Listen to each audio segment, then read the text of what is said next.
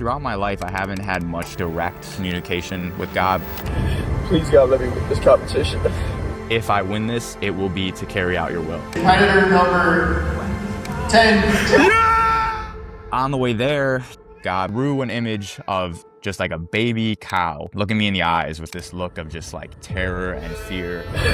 Let me win for that bad. It looked at me with the sense of like, don't forget about why you started this, right? You wagering that bet with God, like, hey, if I win this, I'm going in. To be someone on the other side watching you go in, you're answering the call, you know? Dude, the top 2 bodybuilders, both vegans, bro. Insane. What a message to the movement, bro. This was a big thing holding me back, was the idea that I needed to eat animals for protein, for muscle growth. Like, what? Why do they eat animals? Why did they kill it? They eat them. And he says, because they think it makes them stronger. They think it makes them stronger. Is it true? But they've forgotten strength comes from the Creator. They forget strength comes from the Creator.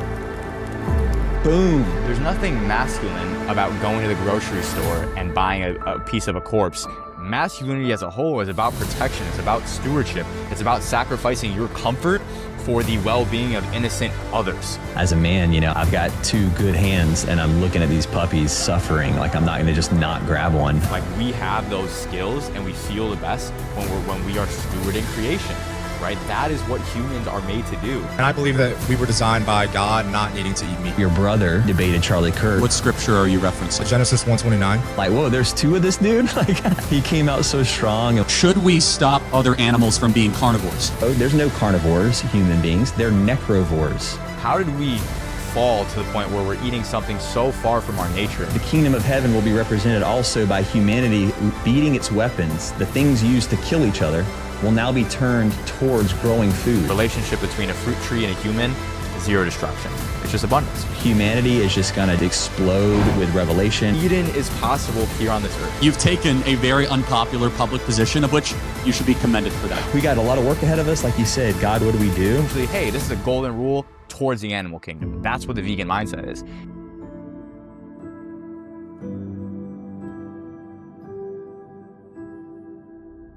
What's going on with the legality issues with you and the dog rescue? Yeah, so I got charged with a felony. And so now I got to go to court on August 24th. And they're trying to hit me with burglary and party to a crime for being there and filming, essentially, is why I was there. And then once I saw what was going on, like, as a man, you know, I'm not going to just sit there. I've got 2 good hands, 2 good arms, and I'm looking at these puppies suffering. Like, I'm not going to just not grab one. I wasn't thinking about like the potential, you know, charges or whatever in that moment. I'm just thinking about them. So I got a puppy out, and then I helped get 2 more out that were out, but like the cops were trying to take them back. So I got all 3 to safety. But because of that, yeah, they're including me in on the charges. I didn't get arrested that day. Other people did, but I was able to skirt around it because I keep my head on a swivel, you know? And like, I was in the middle of a bunch of crazy stuff going on with my family, and I had my son at home and everything. So I was like, I got to get in and get out of here.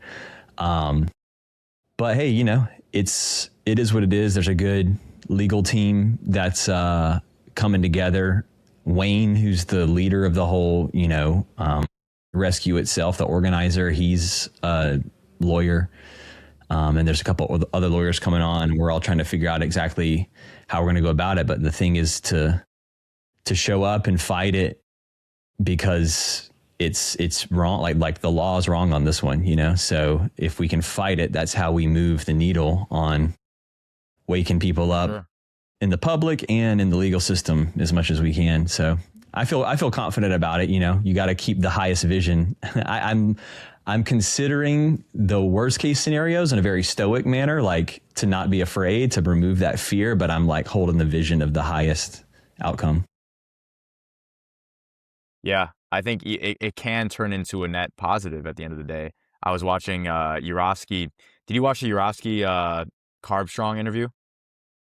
Yeah, man, where he reads his letter from prison or whatever, or his letter from the stand before he got sent. Yes. Yeah, so powerful.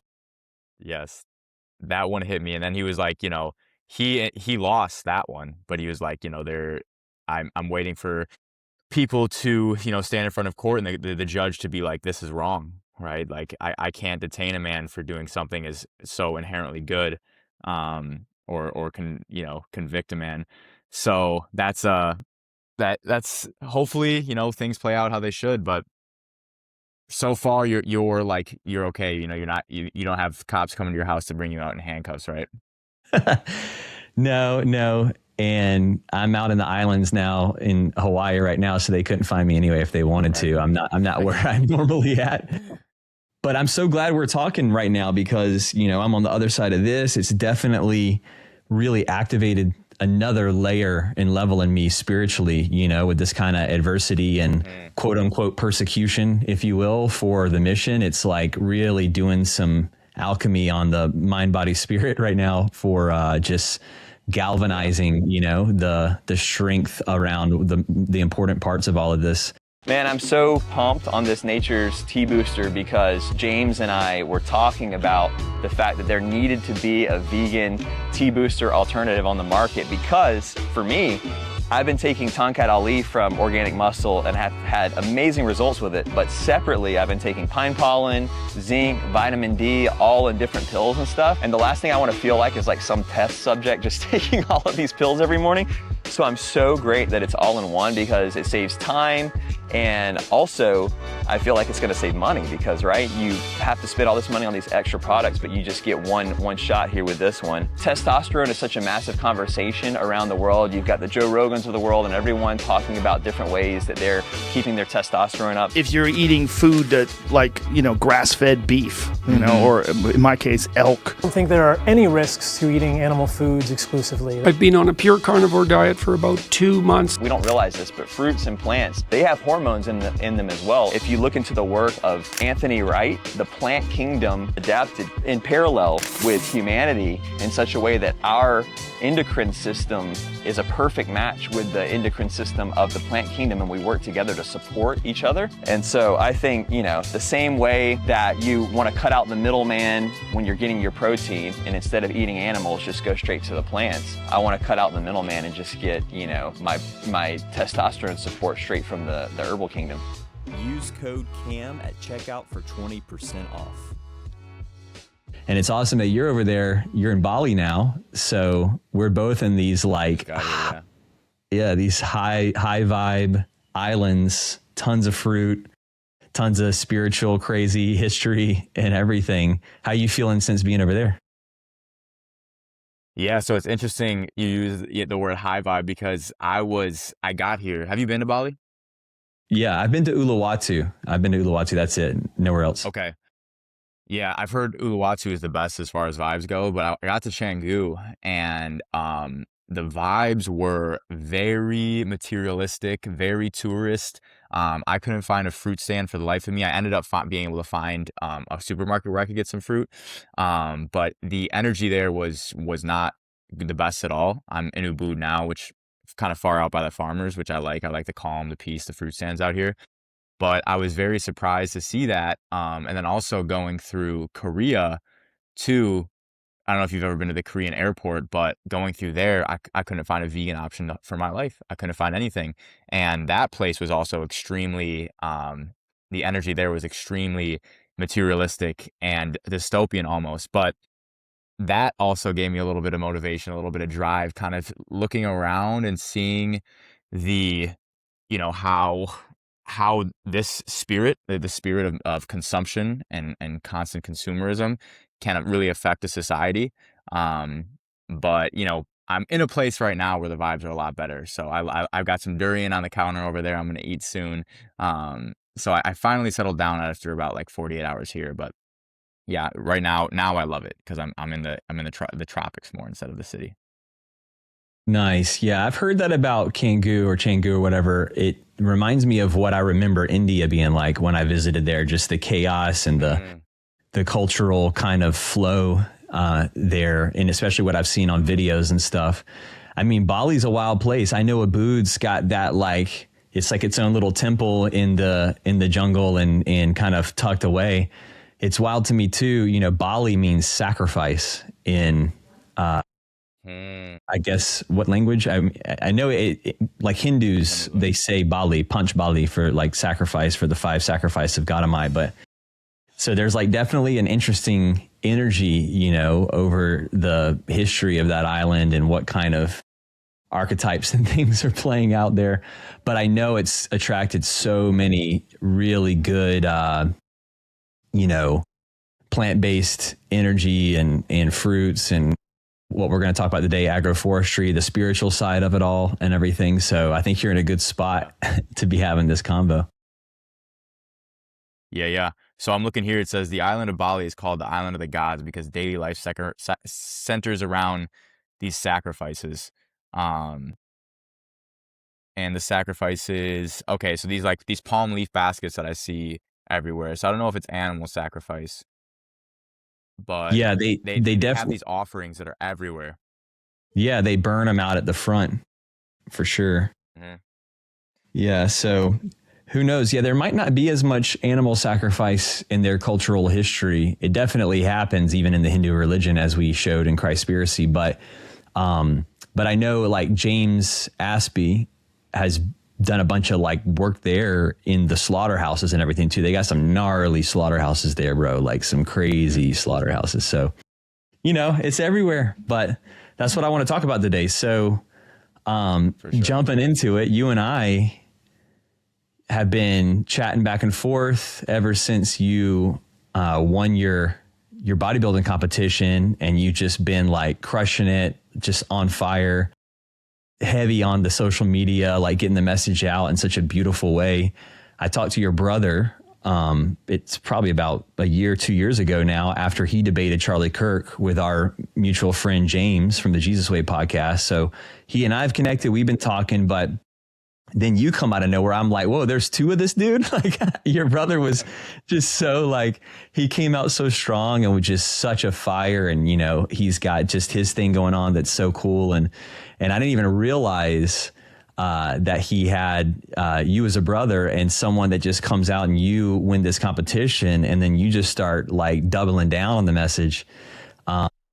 And we've been chatting about it and everything. And we finally got a chance to hop on a phone call. You've been like promoting the film, which I'm so grateful for and everything. But then we were like 10, 15 minutes into our phone call. And I'm thinking, bro, we should be like recording this right now. So here we are to have a conversation about where things are at, your backstory, where you've come from on this. And like ultimately the breadth of the conversation that we were having, which is the spiritual resurgence and connection to animal ethics, the vegan mission, plant-based eating, scripture, all of that, and how important it is at this time, and how much I feel now, you know, you see it's such a key component to what's going on in our world right now, and how to really make some massive transformation and solve some of the biggest issues we have. But I want to keep it like our conversation, our flow we had on the phone. So I don't want to sound too much like a podcaster here, but I do want to ask you,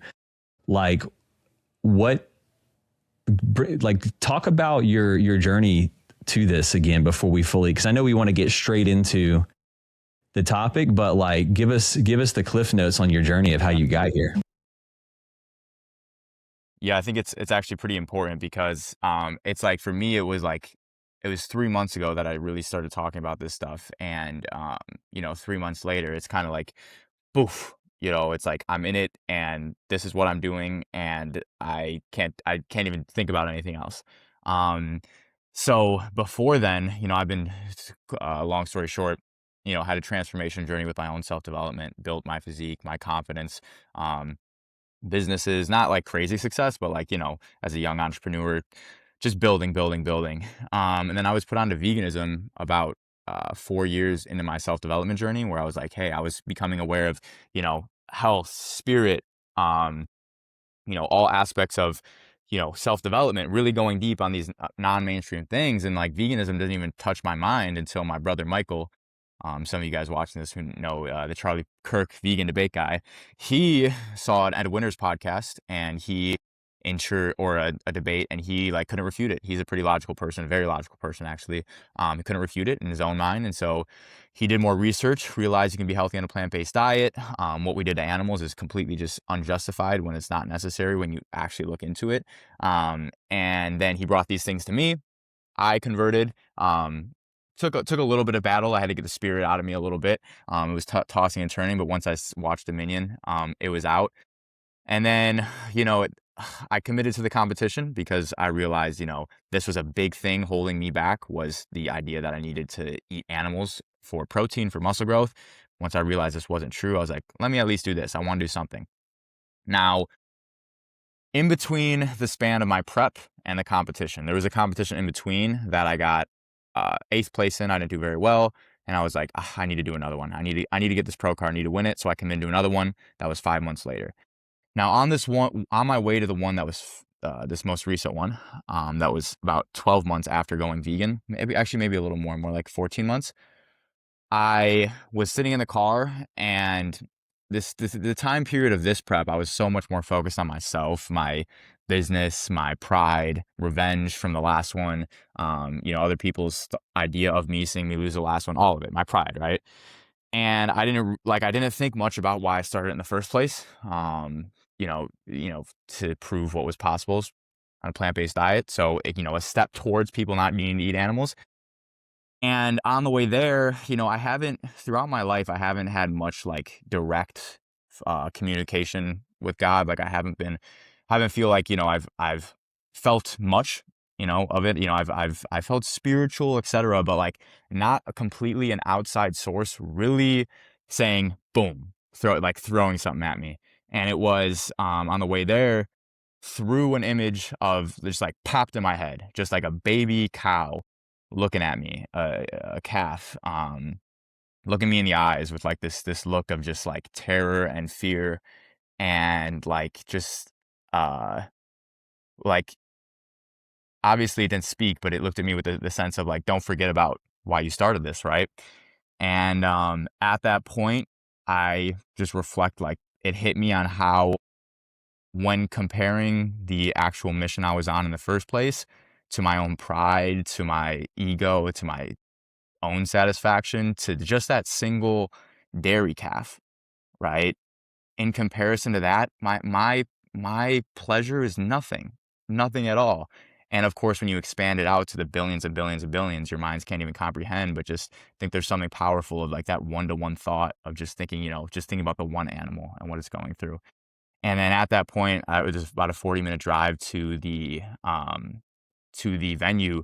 I just bawled my eyes out. I cried, and I couldn't stop. I even called my mother. I was like, I don't know, like I don't know why I feel this way. And the first time I think I've ever called her crying, but it's true. I was just bawling. And on the way there, I was like literally speaking to God. I was like, please let me win this. Please let me win this. And I said, like, if I win this, it will be to carry out your will, right? It will be to carry out the mission that you've clearly shown me. And ever since, after that point during the bodybuilding competition, I felt this sense of peace, just the sense of like, it will be your will, it will be your will.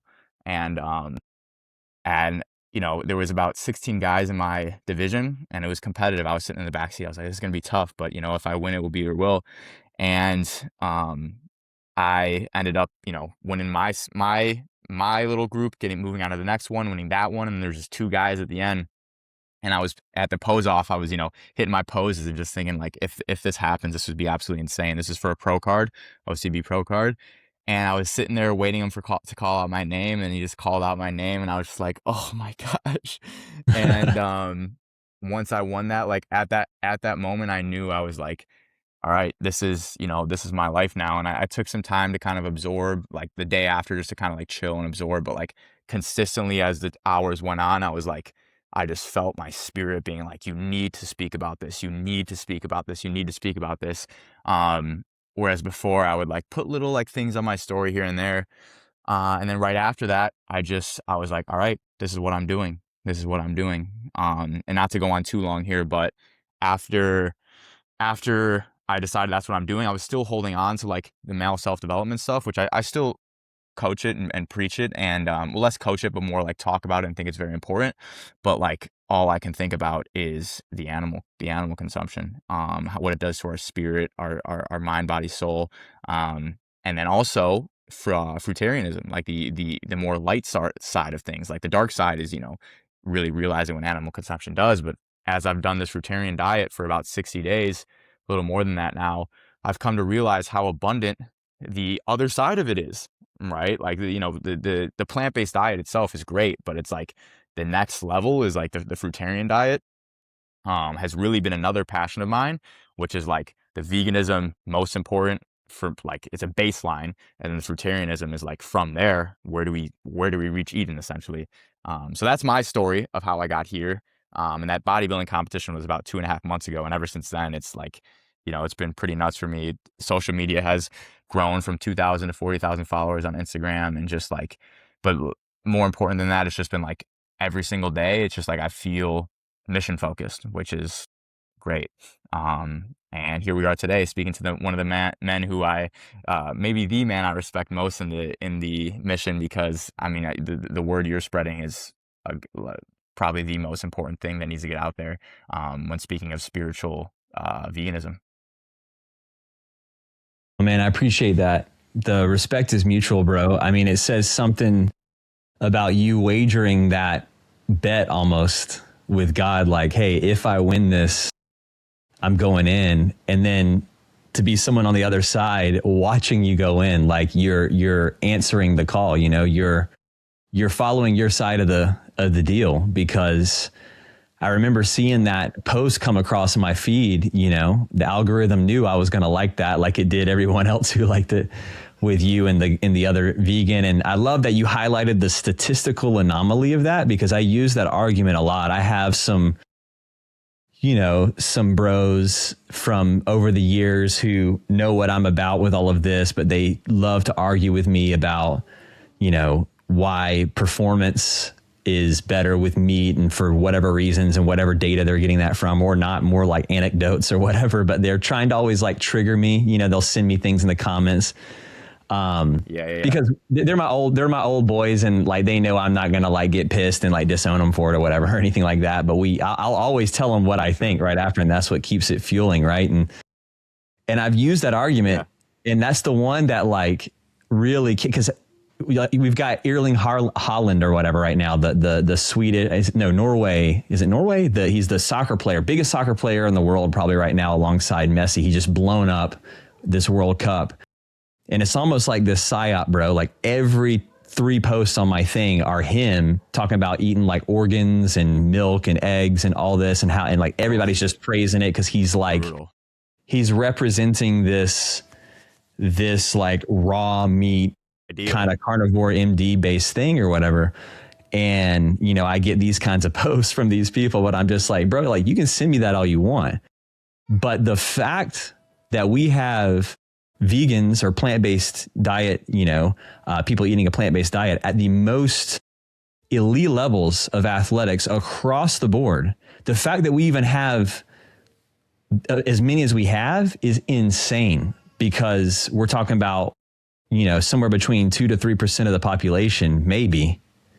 And yet we're representing, they're representing themselves at these elite levels. That is insane overrepresentation. That should not be the case. I mean, you see it across the board. I just had someone bring up, like, because we know the main ones that we've seen because of movies like Game Changers and all that, but like somebody recently sent something to me about CrossFitters and this CrossFit guy that's just like all carnivore and everything. And I was like, I've never even looked into CrossFit. And I looked it up, and sure enough, right there, number 5 in the world, number 5 CrossFitter in the world. His name's slipping my mind right now just because I don't remember, but he is totally plant-based, and he's been plant-based for like 10 years or something like that. And he catches a lot of flack for it too. Surprising. Yeah. So I love that you brought that stat out. I think that is really what sealed the deal on that share that you did. Like, that was a smart move to have both of you guys there preaching that. And then ever since then, bro, you've just been just developing the message, and the way that you deliver it, the way that you speak it, you know, you've got that fresh energy on it. You can tell it's coming straight from the heart. It's coming straight from like I say the Holy Spirit, like speaking through you, tapping into the capital T truth.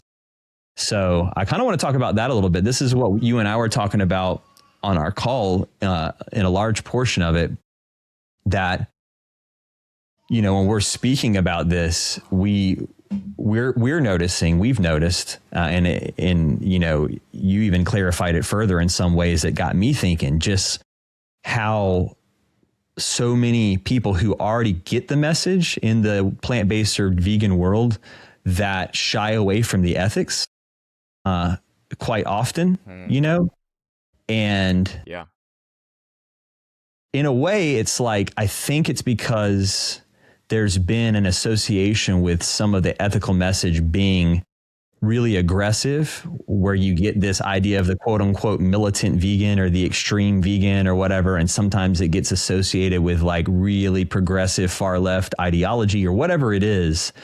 But it's caused a lot of really good vocal vegans to kind of step back in some ways. Like I even mentioned to you, I was down in Costa Rica not long ago, and I'm at the farmer's market, and there's a whole section of people selling like these awesome vegan products made straight from fruits and everything.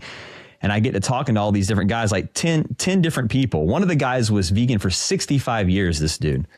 And I'm like, next thing I know, I'm thinking they're all just kind of, naturalist, more hippie vegans living in the jungle or whatever. And I start seeing like they got tats of like ALF on them and all this stuff. And like every single one of them were 10 years ago out on the street debating people. They have YouTube channels. They have this, they have that. But then when I would talk to them, they're like, yeah, I just kind of stepped back. Like the message is kind of, it's taking a hit and whatever. And I feel like I can just focus on the solution here and this and that. And I'm not as, which I understand, I understand like you said, there's the dark side of what's happening to the animals, but then there's the light side of what the solution is with agroforestry and everything we're going to talk about today. But it is a bummer, man, to see people stepping away, because the animals only have like all they have is people who will put their neck out there and speak. So that being said, share with me, like, how do you tap, number one, what do you have to say about that? Like just speaking on ethics, emboldening people to do that. And how do you do it? How do you tap in? What is it that is there anything that you do personally that allows that channel to come through like it does on so much of your shares that you share on your Instagram and whatnot? For sure. I think the answer to how I do it is also explains why a lot of people are led to step back, is because like when I am, whether it's like thinking of a content idea or just going through life, in order to speak from the heart, I have to allow myself to think from the animal's shoes, to think actually about this problem, to put myself in it, like from the heart, in the sense of like, your heart feels what other people feels what other animals, what humanity feels as whole. And the more you tap into that, the better ability you have to speak, the more clarity you'll get from God, from source, kind of like the collective consciousness, if you will. However, the more you feel the pain as well, right? Like me walking through the Korean airport, like I was just like the entire time I was just like in just like spiritual agony almost, like looking around and seeing just the state of being with a lot of these people, and the state of being of the things on their dinner plates or their meals. And so it's spiritually taxing for sure. And I'm newer to it, so I can't condemn, even come close to condemning or judging the people who are out of it. But it's like, in order to be in it, you have to feel the pain of the world, essentially. Right? Especially when it comes, like the biggest pain of the world is the animal kingdom right now. But you have to feel that pain. On the same time, like the best I can speak and the best I can convey the message I need to convey is when I feel that, right? Like if I'm in my head caring about my own problems, like just what I want, etc., there's like a wall, like the left brain essentially, but there's a wall of the knowledge and the communication I'm able to tap into. But when I'm like, before I make a reel, if I'm like, God, let me convey the message that needs to be conveyed so I can reach these people's hearts and ears, and like really try to take myself out of it, that is when I'm able to speak my best, and those are the reels that do their best. So I think it's like that answers both of your questions, which is like, why are people feel like they're backing off a little bit? Some people, and at the same time, how do I speak, well, and from the heart, is that, it's you put yourself really in the shoes of the world, right? Which is, it's in a lot of pain right now. And the last thing here is that I still, like, even though it's like extremely depressing when you look at the state of the world, I still make sure to give myself enjoyment, give myself leisure, give myself peace, all of that, because that's also very important for the mission I'm going to do. But at the same time, you do have to, if you're going to speak on it, you have to carry the weight a little bit. So I think if that answers your question, that's kind of how I do it. Yeah, man, it totally resonates with me, what you're sharing. It makes me think about, which I know you're familiar with the self-development world and everything, just the importance and the power of visualization as a practice for embodiment. It's like the mind-muscle connection when you're working out. You got to really focus the attention on the action, right? And I think that's why it's so powerful, taking it already to Jesus. My favorite topic is he laid the epistemic standard, the ultimate truth claim of the golden rule, that the greatest commandment is to love God and love others as you love yourself. And that framework just applies to so much because of how universal it is, that it even applies to this for me, that when you're stepping into something to be able to speak, because I know a lot of people want to be able to advocate for animals better, or any other being that's, in harm's way and needs a voice. When you really truly put yourself in that victim's perspective, it's like the flow state, right? Everybody who talks about flow state, from the biohackers and everything, it's all about getting out of your own way. It's about getting out of your mind, getting out of yourself, right? The quickest way out of yourself is just put yourself in the other perspective, right? And so that obliterates the ego, and it's still a practice, but when you can truly tap into it, I totally think that allows for that channel to come through. And it goes both ways, where, like you said, you had the experience of, on the way to the bodybuilding competition, of the perspective of that cow and the suffering and the pain and a lot of the pain that's being highlighted. And equally so, and I'm sure you've done this, I try my best to do it, is to visualize a beautiful perspective for animals, right? To really envision what would the kingdom of heaven feel like for these beings. I see you sometimes on your stories and on your content where you're just out in the grass, dancing around, having a good time, like moving your body. And, these animals need that too. Like, every being deserves autonomy and the right to move, yet 90 billion animals can move like less than 2 feet, across. I mean, these are living souls confined all around the world. And just the thought of that, it's like, okay, that's insane. Let's speak from that place. And sometimes, if you want to unlock a different level of the spiritual conversation, visualize what those individuals, and even pick an individual, pick that cow, pick that chicken, whatever it is, and visualize, what do they feel like in an open field or running around in the forest with just fruit dripping on all over the ground, all the food source they need, humans around them that are like wanting to connect and play with them, not take from them, right? So that, to me, the whole do unto others, you can take that mental approach and try to visualize the perspective. And I do think it unlocks something in the spiritual conversation.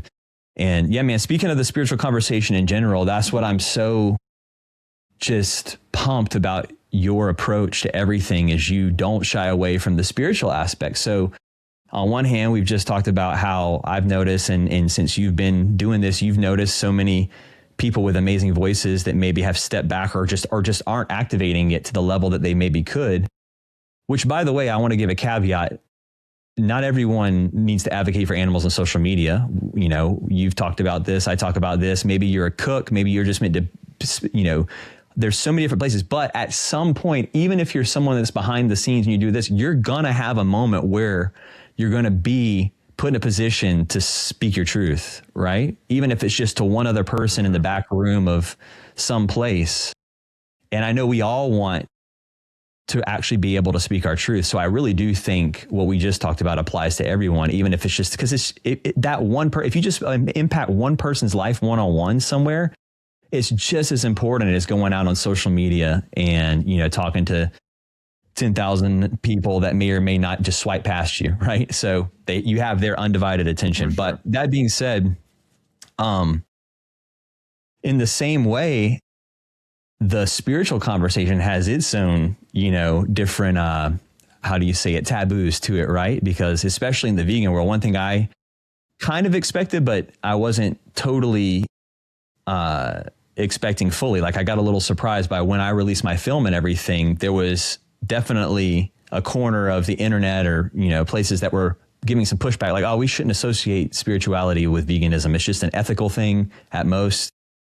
Religion and all that is convoluted and this and that. And I've just always been like, man, there's 3.3 billion Christians worldwide, 2 billion Muslims. And then you start adding, Hindus and Jews and all the rest. I mean, you're talking about like the by far majority of planet Earth has some religious underpinning, even if people aren't practicing it, right? They were raised that way. Their moral framework is shaped by these deep-seated beliefs.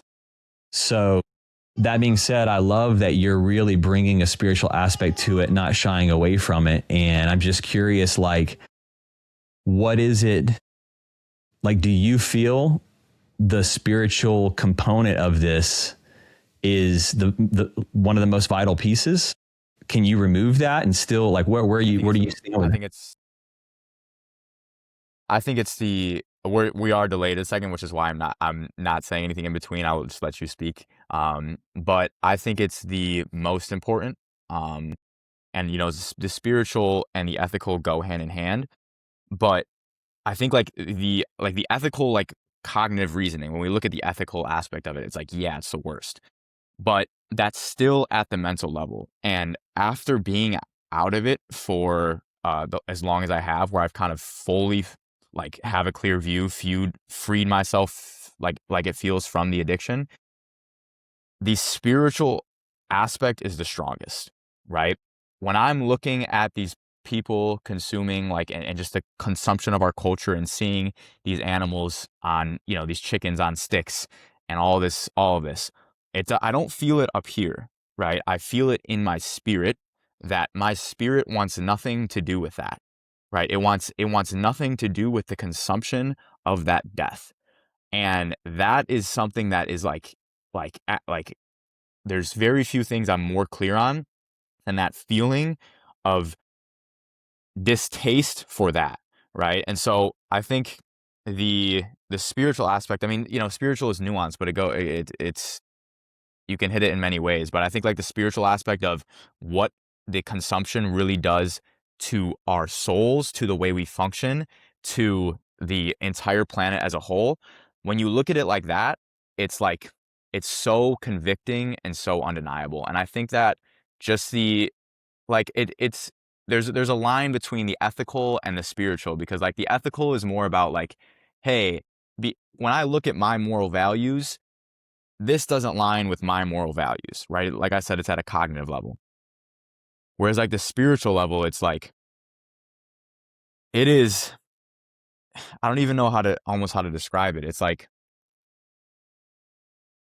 it's a feeling that is so like, and you felt it too, but that is so crystal clear of the evil that is the flesh consumption. And I don't know, what are your thoughts on like what is the spiritual, how do you like describe the spiritual argument of veganism? So great question. So as you know, most of it ends up for me getting framed in the Christian conversation because that's my heritage, my spiritual heritage. But to keep it more wide lens, like I opened the aperture on it a little bit with the spiritual word because it includes so much more. And I know people come from different backgrounds on it. And some, you know, even people say like, I'm not religious, but I'm spiritual. Often it's a pretty common thing. I think that line, if you will, or at least that gradient from the ethical into the spiritual, maybe, I could be wrong, but it maybe has something to do with, like you said, ethics is highly rooted in its foundation of like logic, like you said, reasoning, a balance of scales, if you will, between your own logical consistency. Like, am I being logically and ethically consistent across the board? It's more of a philosophy, if anything, which is a huge component of spirituality, right? But then when I think of spirituality, I think what you're getting at, if I could try to put it in words, because the spiritual part of the issue is it's a wordless space of reality. It's the metaphysical, right? But I think it's the harm of the soul that you're talking about, but in the sense that spirituality now removes parts and focuses on the whole and the connection of all. Yes. Right? It's a reality where one is taken to the deepest philosophy that goes beyond words, that everything is connected and emanating from a common source. And now it's not just like, oh, you know, I want to be logically consistent and not harm this being who has like synapses and neurons in its brain and like all of this that's very heady, to like, that's a soul. I'm a soul. We emanate from the same space and have like purpose and intention and desire to live and desire to avoid, you know, unnecessary suffering in our lives and all of this. And to harm and destroy and steal and corrupt like other living souls at such a diabolical level, like the scale of it, like you said, it's just so icky, man, in the spirit. If you're really tuned in and you've removed the layers and you've revealed your like childlike essence, that child that's within everyone, that you know, your inner child wouldn't go and like, if you put a rabbit in front of a child, a child's not going to chase it down and bite into it and try to like kill it and eat it. You know, the child's going to play with the rabbit. And so I think in a sense, spirituality is tapping in to that holistic perspective and realizing just how disconnecting it is to engage with this. You're disconnecting yourself from the whole. You're disconnecting yourself from the one, from the source. You know, people talk about hell, like, right? This concept of hell permeates all the different religions and different names. Hell is just separation from God. What is God? God is a representation of the source, you know? So when you harm and disregard other beings who emanate that source, you're disconnecting yourself from that. It's just total disconnection, right? And so I think, and that's hell, you know? So I think that's really like these kind of bigger concepts. I think you said it's like, it's the reason in a way why religion has been so successful over the millennia, is because it's able to put the fear of God in people, for better or worse, right? But I think it's just for lack of better words, it's just a deeper seated place in your spirit than in your psyche, like you said, of just reasoning and logic. Yeah, it's a deep emotional feeling. Yeah. And I think that was well put. And I think that where it's so damaging spiritually is that where humans are capable of being their best, where humanity is capable of actually doing to others doing to others how you would do unto yourself, that is where the world starts to heal, right? If humanity is not operating from that sense and say, hey, what purpose do I serve, right? Why have I put in here? What can I do that actually helps more than just me, but help the collective, which includes myself, right? That is where we start to move towards Eden. And the single act of paying for the horrors that happen to these animals, even in the local farm, you know, that like watch slaughterhouse footage, the horrors that happen to these animals, consuming that unconsciously or consciously, knowing what you're doing, that separates you from that collective feeling, that desire to do unto others as you want to do on yourself, and makes it nearly impossible to get as close as we need to be to that to actually make change. And I in the notes before this podcast, I did mention I want to talk about it, is because the spirit of flesh consumption is unlike anything I have ever seen. Unlike anything I've ever seen. Because I say this because I see people who like are very, very logical, who will be presented with the most compelling information, the most logical information.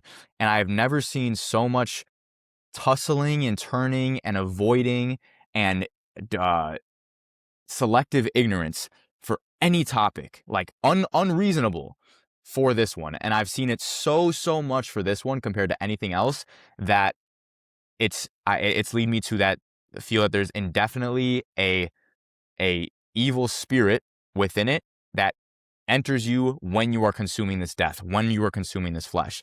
And we even see this in the church, right? Like, no one wants to talk about flesh consumption in the church. No one, right? If anything, they want to talk about the opposite. Or they want to talk about it like it's a positive thing, it's a good thing, and veganism is an awful thing.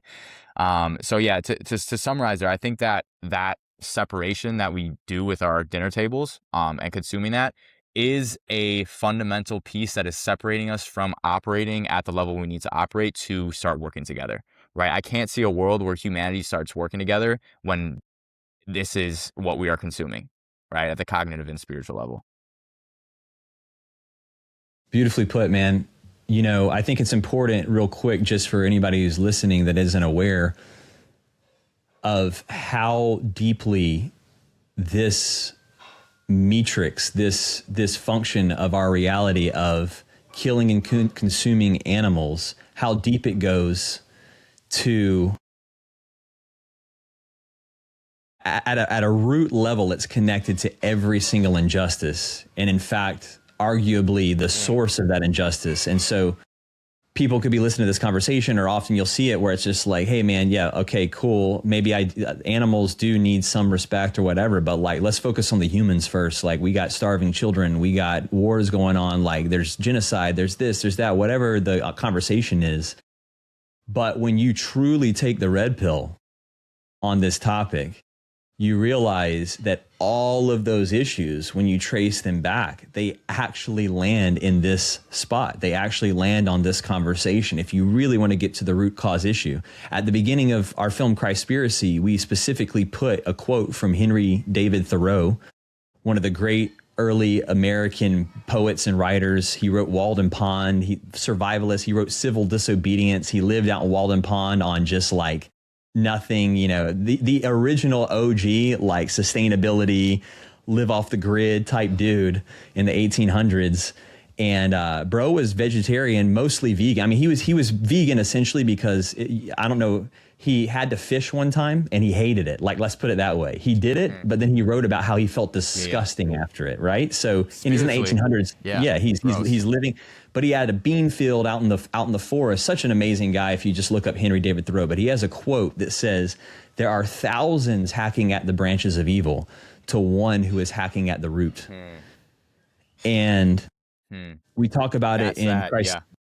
Yeah, we talk about it in Christspiracy that, you know, that fundamental disconnect of our ancient ancestors moving from being primarily frugivorous, and if you look at it from the scriptural perspective, we're talking Adam and Eve, the Garden of Eden, that what that story is or is at least representing, to moving to like maybe scavenging dead animals first, because it's like, it's actually kind of hard to hunt. It's not really, you know, even anthropologists say most ancient humans were scavengers. They weren't even really hunters because hunting's freaking hard. You know, you got to develop tools and you're not successful. But then at some point, maybe they move to hunting, right? But then at a certain point, they start domesticating animals and owning them as property so that they can exploit them more and get more flesh and more whatever. And there's this gradient that happens that, like, now once you've taken the animals that used to be sacred, because all the ancient cultures across the world have like totem animals and this idea that there's a spiritual connection between man and animal, and we learn from their personalities, and we have these archetypes we get from the animal kingdom, but now we're turning on them and actually killing them and consuming them. And that fundamental break in the human psyche was like the cardinal sin, right? Because then what happens is, now that we've done that and we're owning the animals and we're enslaving them essentially for our benefit, at a certain point, because the animal systems are so inefficient, you know, you put a goat in a field, it's going to eat everything and kill the field. Like they just eat up everything. They drink up all the water, everything. You know, you get all of them together and they use up all the resources. Now you got to go to the neighboring tribe and get their resources because you've run out. So now war starts, right? And you've built some tools to hunt and subjugate and own these animals. You turn those tools now on your fellow human. I can take that spear and I can go attack this tribe, take the men out, get the spoils, the women and children are left over, and now you've got slavery with the women and children. So it's the onset of slavery. I mean, you can look this up. Cattle wars, wars around livestock, everything in ancient history were the onset of slavery as well. In fact, the most ancient word for war we talk about this in Christspiracy, is in the Vedas, the ancient Hindu texts, and it's gavasti, which is from the word go, which is cow. It means a desire for more cattle. So literally the word war in ancient Vedic literature is a desire for more cattle, because that's what it was. You wanted to get in cattle, you know, the word capital comes from head of cattle, right? So war, slavery, and like I said, people are talking about starving children. Like 80% of the starving children on planet Earth right now live in societies that grow crops and send all the crops to be fed to animals to fatten them up for people in higher societies to eat. Like that's happening right now. So, you know, I was raised as a Christian with a heart for mission work. You know, I used to be on Charity Water. I was like on Kony 2012, all the child soldiers. Like I got on that train advocating about that. What else? Compassion International. I sponsored a child in Burkina Faso who had hardly any food. His parents couldn't feed him, and I used to send my allowance that my parents gave me, you know. And then I started to study this stuff, and I went back and I saw every single one of the issues that these major organizations are trying to attack. This is at the root. Burkina Faso, they're starving because they're sending the crops to feed animals. The water issue that Charity Water is attacking, all the water is going to feed to animal agriculture or to grow the crops and desertifying everything. In Kony 2012, child soldiers, this awful thing that was like a huge problem, still is. But the child soldiers, the wars they're fighting under Joseph Kony all started as cattle wars. Like he started attacking other tribes, doping kids up on drugs to go attack other tribes because they were running out of land for cattle. So it's all connected, man, you know, and that's why going to the scriptural thing. It is. It says that, you know, we're going to talk about Isaiah 11 and the vision of the kingdom of heaven and how it pertains primarily to animals and non-predation. But also the prophets across scripture, they all talk about that in the kingdom of heaven, they shall beat their weapons into plowshares. That's the scripture. That the kingdom of heaven will be represented also by humanity turning its weapons, beating its weapons, the things used to kill each other, will now be turned towards growing food. You know, and in those days, they're talking about the sickles and the this and the that, but now put it into modern terms. Like, can you imagine if the military, it's the biggest budget of the United States. We have the most insane military budget on the planet, and we're using it to bomb and kill and this and that. Imagine if we even just took a fraction of that budget and said, hey, we're going to grow food for us in freaking Burkina Faso, you know? So it's insane. Anyhow, I just wanted to tap on that as a passion for people like that may not even get on that too. Yeah, go for it. I was going to say, like, I looked up the definition, and you're 100% right, obviously, which is that war directly it would literally translate to search for cows. But I kind of like had like a realization when you talked about the however many people striking at the branches, one striking at the root.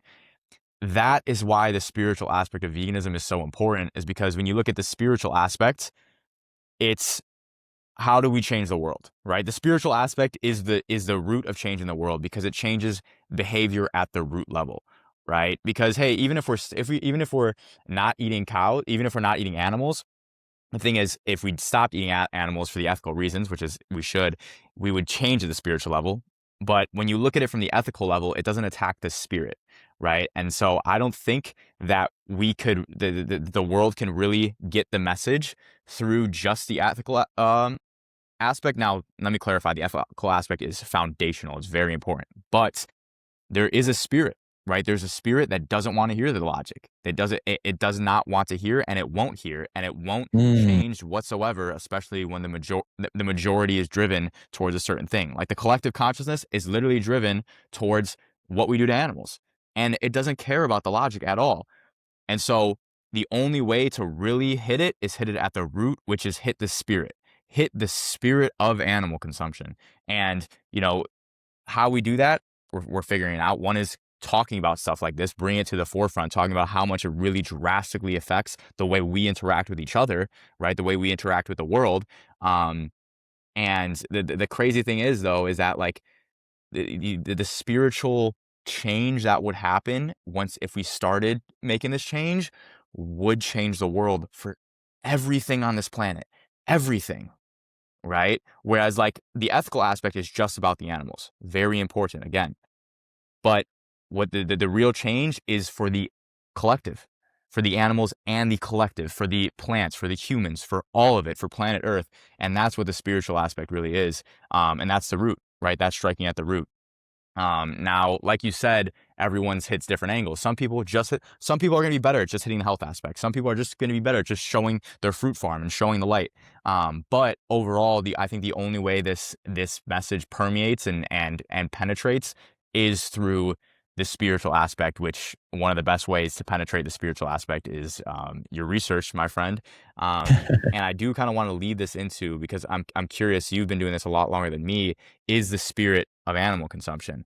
You know, it's kind of a vague question, but I'm curious, like your thoughts and your observations of it, and you know how confident you are it is a spirit. Is it a collective spirit? Is it a spirit within each individual human being? Or like, if you've kind of thought about that, you have any ideas, thoughts? Because I think that's really what we are attacking at the end of the day. It's not each other.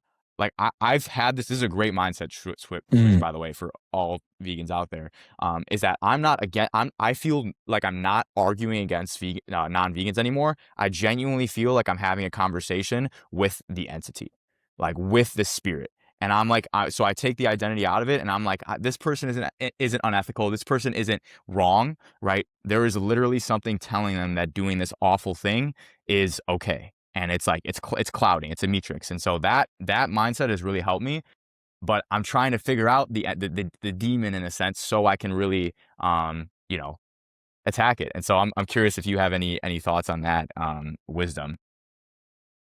Well, given you just expressed the word demon, I'll just cut straight to the proverbial jugular. And I mean that kind of literally, because we're talking about the act of slitting the throats of living beings. It's demonic, bro.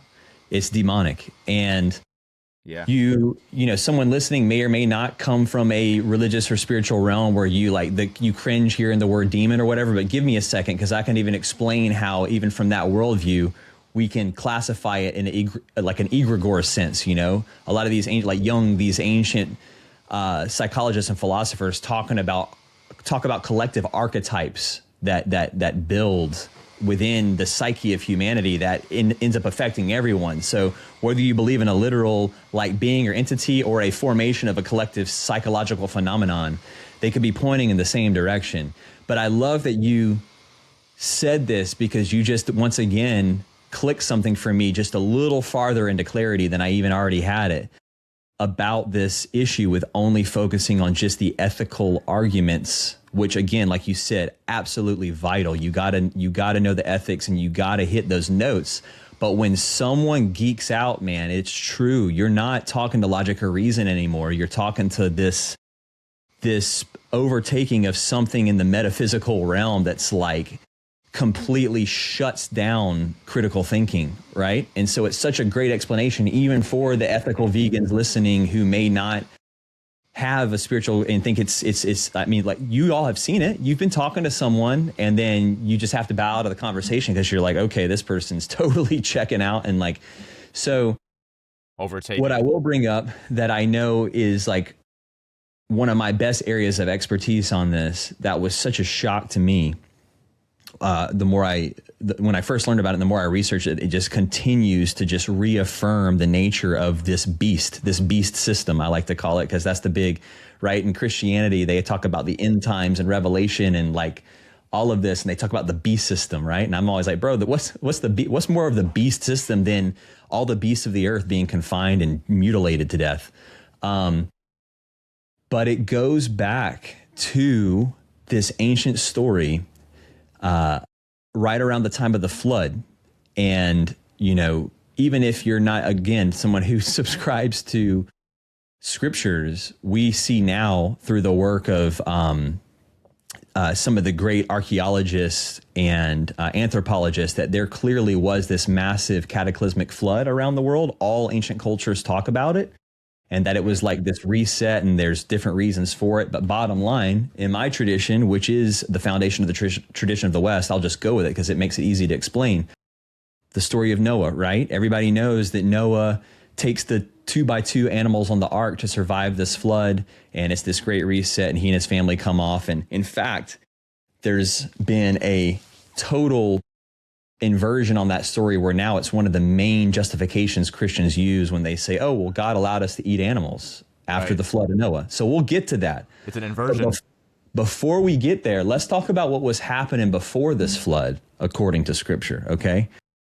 So real quick, I want you to continue, is that on the plane ride to Bali, I picked a movie, and you know, the Noah movie, that is that 2012, maybe something around there, with have you heard of that one? And bro, I watched it, and it was like holy shit, that's an inversion. That is a complete inversion, where it's like, I'll let you continue, but I want you to know I'm on the same wavelength, and it's crazy. I just watched that 2 days ago. So was it the Noah with Russell Crowe, that movie, or was it a different one?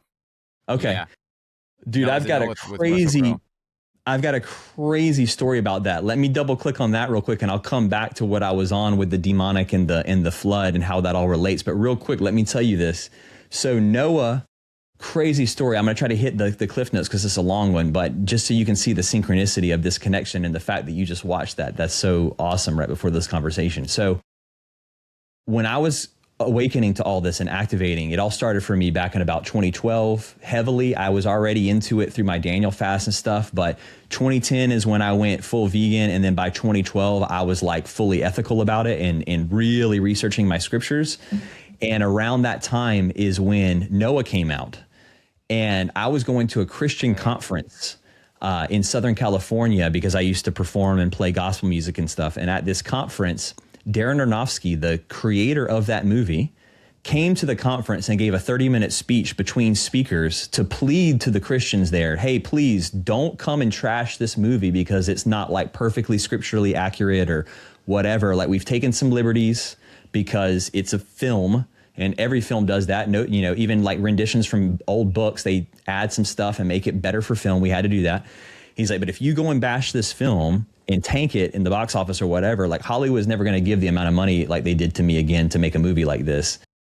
And so he's like pleading with the audience. And I remember he played the trailer, and I was just like so excited for it. And then it comes out and I watch it, and the whole undertone of that movie is has a vegetarian vegan aspect to it, right? And so just to tap on one of the scenes, like, it starts with the whole Garden of Eden story, but then it quickly goes to this scene where Russell Crowe as Noah is having to fight these humans that are hunting an animal, and his sons are with him. Yeah. And the animal's like about to die, and he helps the animal peacefully go to sleep, and then the humans come and they go to attack him because he's like keeping them from their kill. And they're like, you know how long it's been since we've had any meat, you know? And it's like these humans that are just living in this just destroyed earth at this point, because that's the story, is that the earth was already in corruption and destruction by the time the flood came. So like they're like starving and they want their flesh. And then Noah ends up having to defend and like kill these dudes because they're about to kill him for defending the animal. And then the scene concludes with him going back to his children, Shem and Ham. And Ham, the youngest, says, like, what, why were they killing that animal? Like, what's going on? And he's like, because they eat them. And he's like, why? Why do they eat animals? And he says, because they think it makes them stronger, but they've forgotten strength comes from the creator. Boom. Like, I remember I'm in the theater watching that, chills all over my body, like, oh my gosh. And then that theme plays out. But check this out. Here's the serendipity. The year that we released Christspiracy, leading up to it, we were doing a bunch of screenings. And again, I'm flattening this story a bunch. There's so many serendipities in it. But bottom line, my now wife was saying that we should do a pop-up screening in Venice Beach on Abbot Kinney, like the most hip street in America, they call it. It's like where all this kind of stuff launches, big brands, whatever. And she says it. Within a couple of days, I get a direct message from a pastor who saw a poster I put up of the movie. I put up like a wheat paste poster on the street there just to kind of claim it in the visualization. He hits me up and says, hey, I just found your poster. I'm a former pastor. I've seen what you're doing. I don't know everything about it, but I got a pop-up on Abbot Kinney and we should screen your movie at it. And so bottom line, I go to meet with this dude. He wants to screen it with his little team, including his family, in order to determine if we're going to be able to partner together and do a screening. Sitting down at that screening is his son and his son's best friend, who have a rap group together that were performing at this pop-up. After it's over, they're all speechless. We watched the movie. They loved it. They're all speechless. The son walks away and the pastor says, bro, have you, like, first things first, have you talked to Darren Aronofsky about this movie, the creator of Noah? And I'm like, no, I haven't, but I'm a big fan. And Kip actually has spoken with him before. We have it in our plans to, but why do you ask? He says, oh, well, because Nolan, his son, who had just walked out, who watched the movie. Well, because Nolan's still friends with him after being in Noah. And I'm like, wait, what did you say? Your son was in Noah? And he's like, yeah. And I'm like, who was he? And he goes, oh, he was Ham. The little kid in that scene who's like, why are we eating meat, bro? He's like, I'm screening it with that kid as now a young adult. And I'm just like, dude, I've watched that scene 20, 30 times and watched your son say that. It's like one of the most inspiring things. And then his best friend, who's in the rap group with him, is Rocco Nugent, Ted Nugent's son, the most diabolical anti-vegan of all time, who went on Joe Rogan saying, like, if you want to save the most animals, or no, he says, if you want to kill the most animals, to Joe Rogan, be vegan, because all the crop deaths and blah, blah, blah, which has been totally dumb. Yeah. So his son was there too. And his son was just like, dude, and his son's vegan. And I'm like, or at least he was at the time. I don't know where he's at right now. Oh yeah. He mentions his son is vegan. Yeah. Yeah. Dude, crazy serendipity. Anyways, I just wanted to tell that story real quick. Just wild. That movie is so powerful. I do want to hit on that. It is so powerful. I can't believe, like, I watched it right on the way here. I was looking at movies. I was like, Noah. I was like, oh, I want to hear this story. So that was insane. And while I was watching it, I was like, oh my God, this is a vegan movie. It's not like a vegan activist movie, but it's like all the principles on it were about veganism. And I'm already like having these ideas of like, that most of the problems in the world most of the corruption stems from the animal consumption. And it hit on that point multiple times, especially when it showed like the vision. I thought this was so powerful when it showed the vision of like right before the flood and like the corruption of like the little village there. And it showed them throwing, Noah was looking at the village and like zoning in, and it showed them throwing the lamb in the crowd, holding it up and then sacrificing it. And then Noah just seeing the corruption within there as they teared apart the flesh. And the last point that actually brought me to tears, I was getting chills the whole time, was what was the last line of the movie where I think he wedded the two, and then he said like, let man, because Noah was finally okay, like, I'm gonna, like, it's man is going to stay on this planet, like, let man be like the protectors of all things on this planet, like, let man have dominion and be the protectors of all things, something like that. I don't know if you remember the last quote, but that last quote was extremely powerful and brought me to tears, because it was like, that is really where humanity has gone wrong, is turning dominion from stewarding, protection, doing what we do best, to domination and oppression. And it's like, we had this like at the flood, right? We had the second start, and it's like they had it right. They had it right, but we fell back into the animal consumption and the oppression of this world. But yeah, that film was so powerful. I don't know if you know the last line there that I'm referring to, but it was great. Maybe I'll actually cut it in the edit. I'll cut it in real quick. I'll try to see if I can find it online and rip it in, and I'll rip in the other part I was talking about with Ham as well. So powerful. Everybody's got to watch that movie, man. But that's perfect framing, actually, because that movie helps, at least in some extent, frame the story I'm about to tell about the scriptural, development of the violence on the earth leading up to the flood and how it is animal slaughter. And it's been lost to the history of Christianity. People don't realize. And it's literally in our Bible, hidden in there between the lines, but then it's expanded on in the Apocrypha, like the Book of Enoch and some of the books that were quote unquote banned from the modern Bible, but they still exist in like the Ethiopic canon and everything. And it makes you wonder why, right? So in the story leading up to the flood, so this is Genesis 6, for anyone who wants to check it out. It says that leading up to the flood, which, by the way, for those who are atheists or people who just aren't spiritual and have had the question, like, why would God flood and destroy? Like, God clearly doesn't care about killing animals. He flooded the whole earth and killed a bunch of animals. In the Hebrew, there's what's called a hithil verb form, which is a verb that can be both a passive or an active verb. And that verb, where it says God commanded the flood, it's a hithil verb form, which means that word that's translated in the English as commanded can actually mean allowed, like it's permissive. He allowed based off of man's free will in order to learn from one's consequences. And really, it's kind of like a mirror. It reveals to you those who translate it as command versus like allowed. It kind of shows you the state of the psyche of the person doing the translating.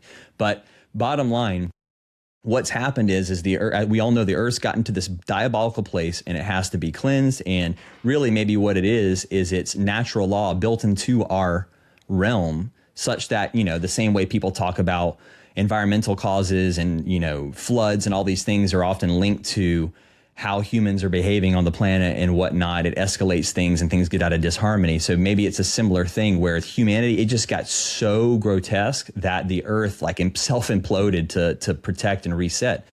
Bottom line, in Genesis 6, it says that what caused this is the earth had become full of violence and corruption. Those are the two words used, okay? That's the English words, but this story was written in Hebrew.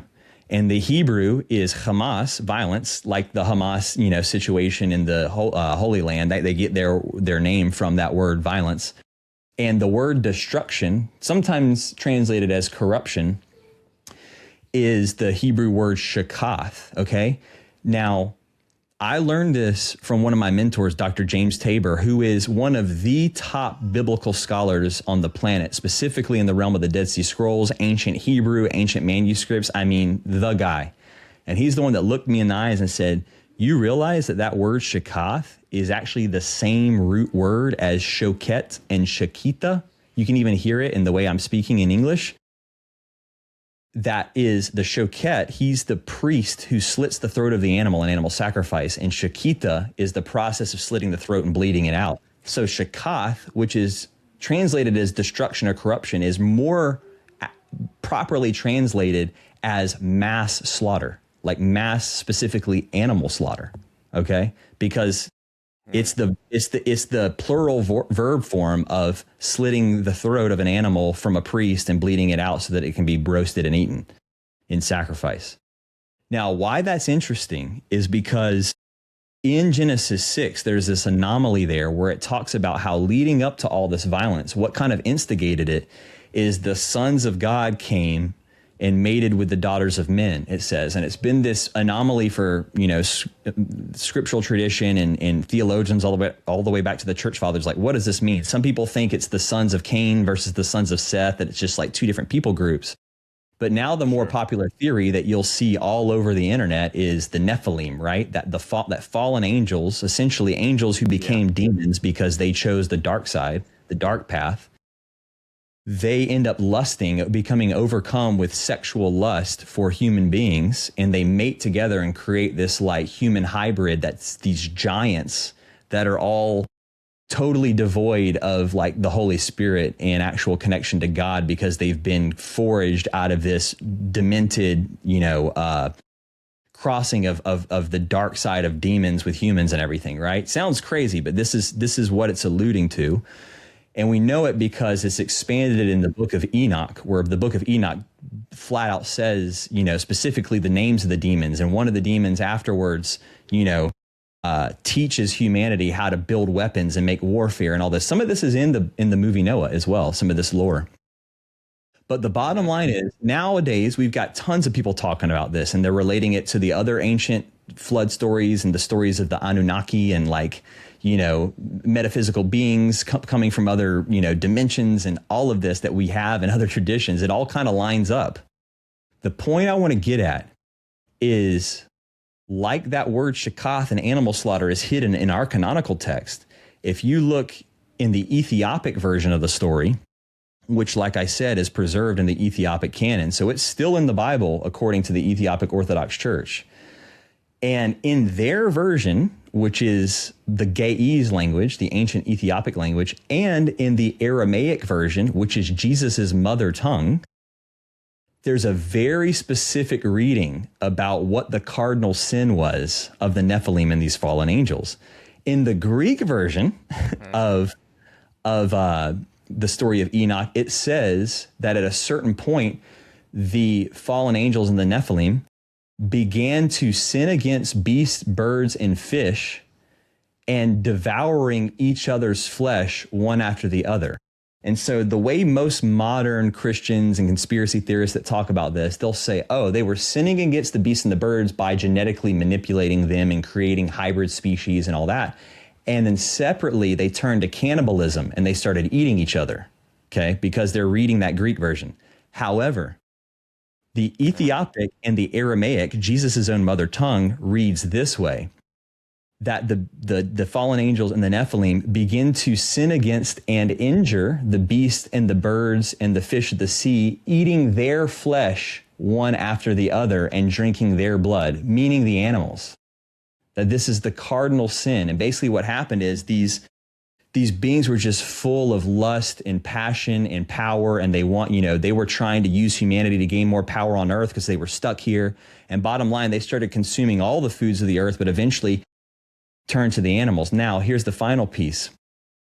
Jesus, the Nazarene, which we talk about in the film, what the Nazarene means, we can get into that in this chat a little bit, but skipping over that, essentially the Nazarenes were against animal sacrifice and flesh consumption. That's what the historical record says. And they preserved texts that we now have that scholars are beginning to really decode, specifically these texts called the Clementine Homilies and Recognitions that are preserving preachings of the Apostle Peter that have been lost to history, that scholars now are saying go back to the 1st century. Some of this material may even be older than our canonical Gospels.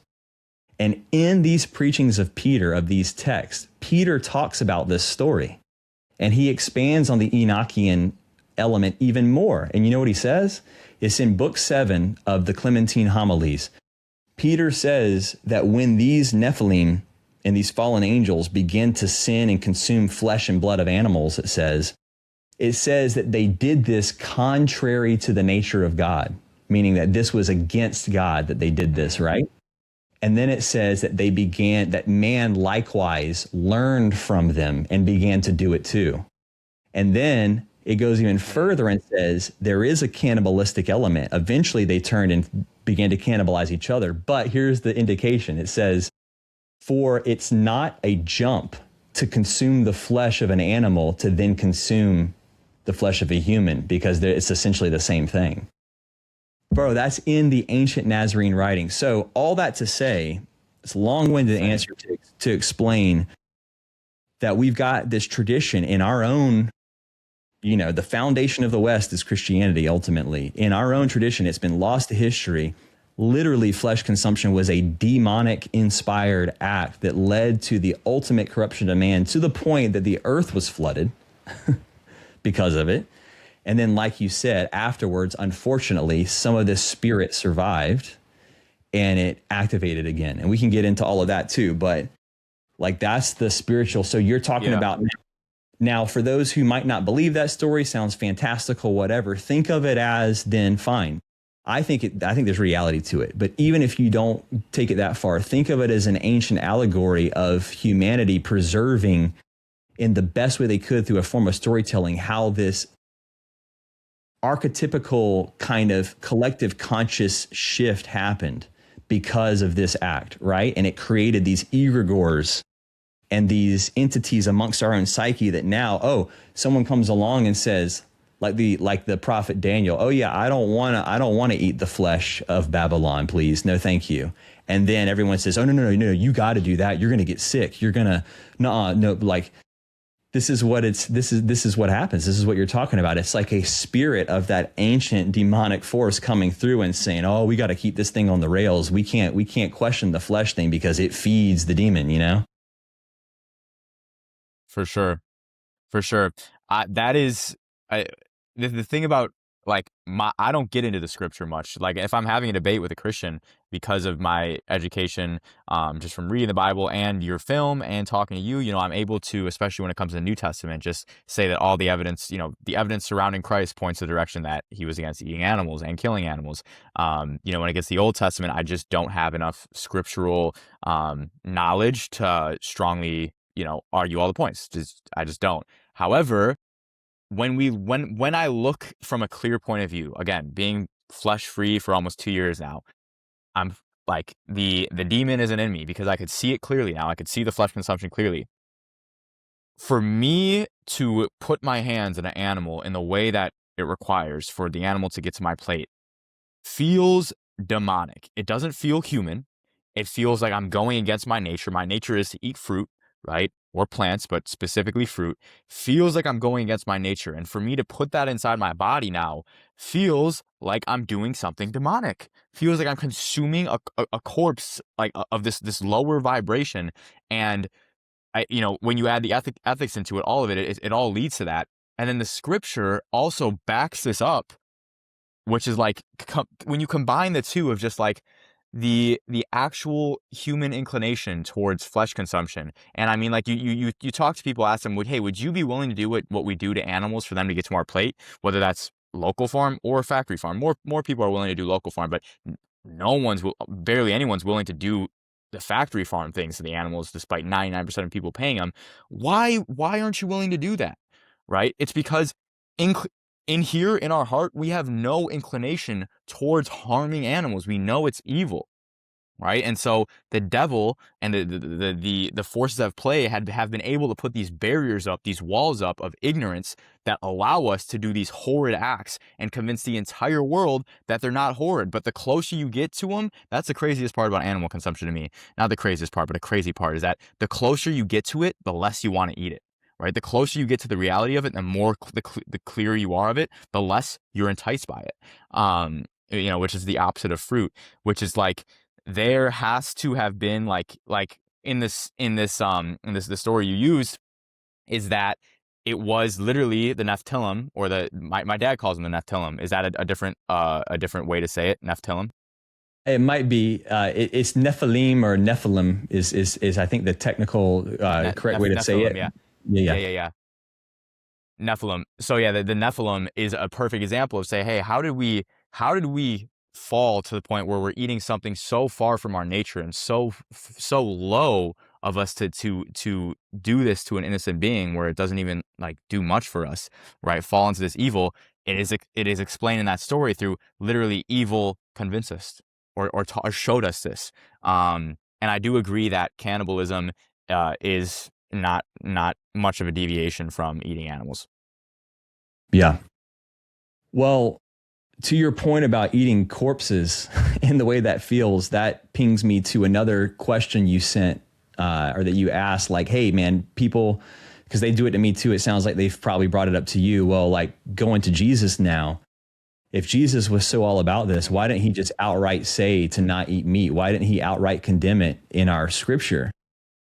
There's such a long conversation we can have about that, and I doubt we'll get to all of it today. We'll get to some of it, but I want to hit this one following the spirit of the conversation. Jesus himself went hard, bro, and he talked about corpse eating, and I can tell you how. So people have missed this. It's just like the shakath conversation that I just mentioned. It was buried beneath the phrase violence and corruption in our Old Testament, but it literally means violence and animal slaughter. Jesus is squaring up against the Pharisees in the gospel. They're always pushing at him and trying to catch him by his words and get him in a conundrum with his philosophy and expose him, right? And he's always so cleverly responding back to them. Well, to set the stage for this statement that he made that's just unbelievable that people have missed.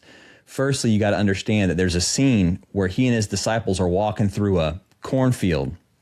Or not a cornfield, sorry. They're not in the Americas. They're walking through a wheat field, and they're taking some of the wheat off of the crop, and they're eating it. And then some of the Pharisees show up and they say, "Hey, whoa, what are you doing? It's Saturday. You're not supposed to work on Saturday, which means you're not supposed to pick grain and all this," because they had this Sabbath law, right? And this is where Jesus pushes back on him, and he says, man was made for the Sabbath, not Sabbath, or Sabbath was made for the man, not man for the Sabbath. And then similarly, next scene, they show up and they're going towards the places of worship, and they aren't washing their hands as they're walking in with these like ritual hand washing baths and traditions and everything that they're supposed to do. And the Pharisees catch them there. And he's like, they say, they're not washing their hands, blah, blah, blah. Like, this is against the law. And Jesus pushes back on them and says, hey, look, it's not what goes in your mouth that defiles you, but it ends up getting purged and pushed out of your stomach and into the toilet. And he makes a toilet joke. People miss this. It's kind of funny. Jesus actually had a sense of humor too. But the translators over time in the English turn that verse into him saying, it's not what goes in, but it's what comes out. And then in parentheses right after it, there's a phrase in all of our modern Bibles that says, thus in saying this, Jesus declared all foods clean. Which, and even some say Jesus declared all meats clean because of the ancient Old English, King James Bible says meat when it really just means food. The Old English word for food was meat. That's been a whole other perversion. Like, meat has now just become to mean animal flesh, but it really just meant food, like the substance of what you consume. Bottom line, in parentheses in our scripture, it says Jesus declared all foods clean, which is an old way of saying Jesus said you can eat whatever you want. But it's in parentheses there because later scribes added it to the margins saying, oh, this is what this story means, because they were uncomfortable with what was being said, probably. And they had to add that scribal note, and then they included it in early manuscripts, but now modern Bibles have to kind of show you their hand and put it in parentheses to kind of be a little bit honest and say, hey, this wasn't original to the scripture, but people take it as scripture, right? I bring all that up to say is the whole point of the story isn't about whether the food is clean, if you can eat whatever. The point was about hand washing. They're trying to condemn the disciples, saying, hey, they're supposed to be washing their hands and they're not. Like, they're breaking the law. And Jesus is like, dude, come on. Like, what? It's not what goes in, almost talking about germs in a way, And he makes a toilet joke talking about the germs of the toilet. And people have twisted it into meaning something about the food, but he's not talking about the food at all. In fact, they're eating bread with unwashed hands. They're not eating flesh, they're eating bread. So it's not like he's saying, oh, it's So then, now fast forward, Jesus squares up with the Pharisees one more time. And it's this big back and forth, one of the most famous rebukes from Jesus, where he says, woe to you scribes, you Pharisees, and you hypocrites. He's going at them, bro. And then he says, you're like whitewashed tombs on the outside. You're beautiful, but on the inside, you're full of corpses. Straight up, that's what he says. Now, people will interpret that away and say, oh, this is an allegory where Jesus is referring to the fact that the fathers of the Pharisees, the ones who created their tradition, killed all the prophets that Jesus recites, like Jeremiah and this and that, and they bury them in these tombs, but then they wash them all white on the outside and make them all ornate to try to honor them. But really, they're full of corpses in the sense like, and there may be some allusion to that.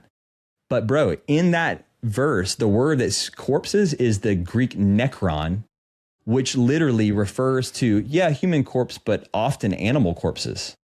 So Jesus is like I think he's referring back to that previous story where they're getting all worked up about them washing their hands. He's like, bro, you're like whitewashed tombs. You're getting all concerned about hand washing and your body's full of corpses. What are you talking about? And why I think that's the proper reading is because it's around the same time he goes into the temple. He cleanses it of all the animal sacrifice, frees the animals, calls it a den of murderers.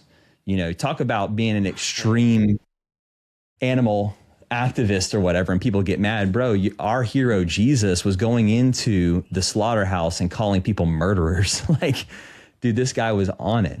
So anyhow, we can get into more too if you want about like some of the other scriptures and lost places where Jesus did condemn meat eating. But right there in our text, I brought that up because I felt the spirit of you talking about and calling it corpses. I think that's a huge thing too, man. Semantics disconnects us from the reality, you know, like we call it hamburgers and hot dogs and this and that. We're not connected to the beings. And similarly, like we're labeling vegans and people, vegans, vegetarians, you know, whatever spectrum, but we're giving that a name when that's really veganism is just being a human. Baseline. You know, it's the baseline. So the real name calling or labeling should be what deviates from that, which is corpse eating. And, you know, we even the word carnivore gets on my nerves, bro, because carnivores in the wild chase down and hunt their prey and kill them with their own claws and limbs and then bite into their flesh, half living with blood everywhere. What carnivores doing that? Maybe some of the crazy, like, you know, people eating the organs or whatever, but they're still not chasing the animal down. So what I say, nah, bro, there's no carnivores, human beings. They're necrovores. Necrovore is someone who feeds on a corpse, already dead corpse, right? Like it's being a necrovore. So anyhow, man, it's crazy though. I know that this conversation for those who are listening and haven't even driven into my material, your material, and they just came here fresh, are going to be probably feeling the spirit of that trigger. And I just want to say too, when I say this stuff, I'm not saying it in judgment. I know you aren't either, Joey. It's like you said, we're speaking boldly at that spirit, and it's the same spirit that was in us, man. I had it too most of my life. I was a fisherman. I was a sport fisherman, bro. I did it for sport. I hunted, and my family owned a barbecue restaurant. So I was in it, and thank God, man, I'm out of it now, and I've unplugged from that matrix. But you got to call a spade, and that's what Jesus did, man. You're full of corpses. Yeah, I second that and that's, I think, very important as far as when you're speaking about it, is you're speaking about it from here instead of up here. I realize also on that last point, which was is that where these, like, because it's the most conscious that will wake up first, that will be able to self-reflect on these points, on these ideas, and just be like, wait, like, this adds up, right? And flesh consumption doesn't add up with being human. It's the people who will be able to see themselves making excuses that are illogical, making unusual excuses for themselves, that will be able to say, like, be able to identify, wait, there's something there that's not right. For me, I didn't even agree with veganism when I went vegan. I saw my dad and my brother in the kitchen, like, getting teared up talking about it, and I'm like, WTF? I don't see. Like, what is here that I don't see? I'm like, you know what? Okay, like, I'll try. And the demon was still in me. Like, I was still, like, making excuses for myself. But I'm like, I've never seen these dudes act like this. There was another guy in my comment section who's like, when I explained, like, this kind of thing, he's like, you know, I hear myself as you make these points, making these unjustifiable excuses, and I'm trying my best to cut out the meat. And I realized, I was like, boom, it's being able to see that, look within and say, wait, these excuses from my head, these aren't coming from logic. These aren't coming from goodness. This isn't coming from God, right? These are coming from a lower part of myself that's trying to justify something that's usually wouldn't be justifiable. And I think that, along with seeing the things itself, along with all of it, but like seeing that you have that the demon is in there is a huge, like, for these conscious individuals, is going to be a huge thing. And it's going to be like, why am I thinking this way, right? Because if you can't, what I've come to realize, and is that there are some people who think deeper than others, right? The people who don't think very deeply about things and just go along with what the collective does, you know, what everyone else says to do, they're not going to be able to come come to veganism when it's 2% versus 98%. They're not going to be able to break free from this very, very strong matrix, right? Where it changes is when the collective starts, whether it's a collective of, hey, here's what everyone says, but also the collective, because I think our consciousness is collective, starts to see this and wake up and be able to fight this demon, to where those people will just automatically, because they're already just thinking at the base of the collective. The collective will just shift. When the collective shifts overall, their mindsets will shift as well, which I want to lead this into the next topic, which is Isaiah 11, 6-9, right? I want to talk a good amount about agroforestry and like the light side of all of this, which is, Isaiah 11, 6-9 talks about how in the kingdom of heaven and God's image of heaven, I think you know where I'm going with this, which is that will this shift as well to the animals? If you want to, present this verse or kind of cover this here, if you'd like, that would be appreciated. Yeah, man, I'm happy to. This is like really my favorite topic because it is the light side. It's the hope, it's the faith, it's the future. It's here, it's now. We just got to choose it. And it's the most inspiring aspect of all of this. And to kind of frame even, again, because people are going to be listening to this and thinking, well, what about this verse from Jesus? And what about this verse from the Old Testament? But like, this is the ultimate trump card of all of that anyways, without getting into the historical record and the way scriptures have been manipulated and words and verses that were lost and everything. We could talk a whole podcast about that. There's so many places where Jesus straight up said that meat hardens your heart, flesh hardens your heart when you consume it, and that he didn't want to eat flesh and all of that. It's in the original Hebrew gospel of Matthew and an original Aramaic gospel of Luke, but it was lost to history. Bottom line, we don't even have to go there because we can stick with what you just brought up in the Isaiah vision and the fact that it's a restoration of the kingdom, the kingdom of heaven is a restoration of Eden on earth, which was the original default settings of humanity in this realm, right? So you've got the frame now where let's just take the Bible as it is and let's just open it in the first chapter and let's just start reading. And if you do, you're going to get this epic creation narrative of all of how the world was created and the land and the sea and then all the animals. And then it culminates with humanity. And it's the big crescendo. It's this amazing, beautiful story in the first chapter. And that first chapter of the most influential book on planet Earth, period, concludes with the blockbuster climactic moment where he says, Genesis 1:29, herb-bearing seed and fruit-bearing seed shall be yours for food to the humans. And then in 1:30, to the animals, the grasses of the field and the herbs of the field shall be yours for food. So non-predation, even among the animal kingdom in God's default settings. And then what's the final statement? And it was good, right? Everybody knows that. God said it was good, right? That is goodness. That is goodness, right? It's framed, bro. Like, this is the thing that blows me away, that I didn't get it earlier and that so many people don't see it. Like, they're like, oh, you're trying to bring veganism into your religion and you're trying to what? I'm like, bring it in. What are you talking about? It's in the first chapter, bro. Like, it is how goodness is described in the first chapter of the book. Then you fast forward to the ending of the book, the ending of the story. Now, Isaiah is kind of more in the middle because it's the Old Testament of the Hebrew Bible, but it was essentially the ending of the book for Jesus. It was one of the most recent scriptures that had been written. But you even take Revelation, which is in the ending of our book, now the Bible, Isaiah and Revelation that tell the ending narratives of what humanity and the realm of earth can come to and where it's meant to go, the prophecy. And to your point, Isaiah 11:6-9 says, the wolf shall lay with the lamb. The lion will eat straw like the ox. The leopard and the goat will lay together, right? The bear is basically going to return to plant-based eating. It talks about this return even of the animals to non-predation. So of course the humans. But then we know that's true because at the end it all concludes with, and they shall not hurt nor destroy on my holy mountain.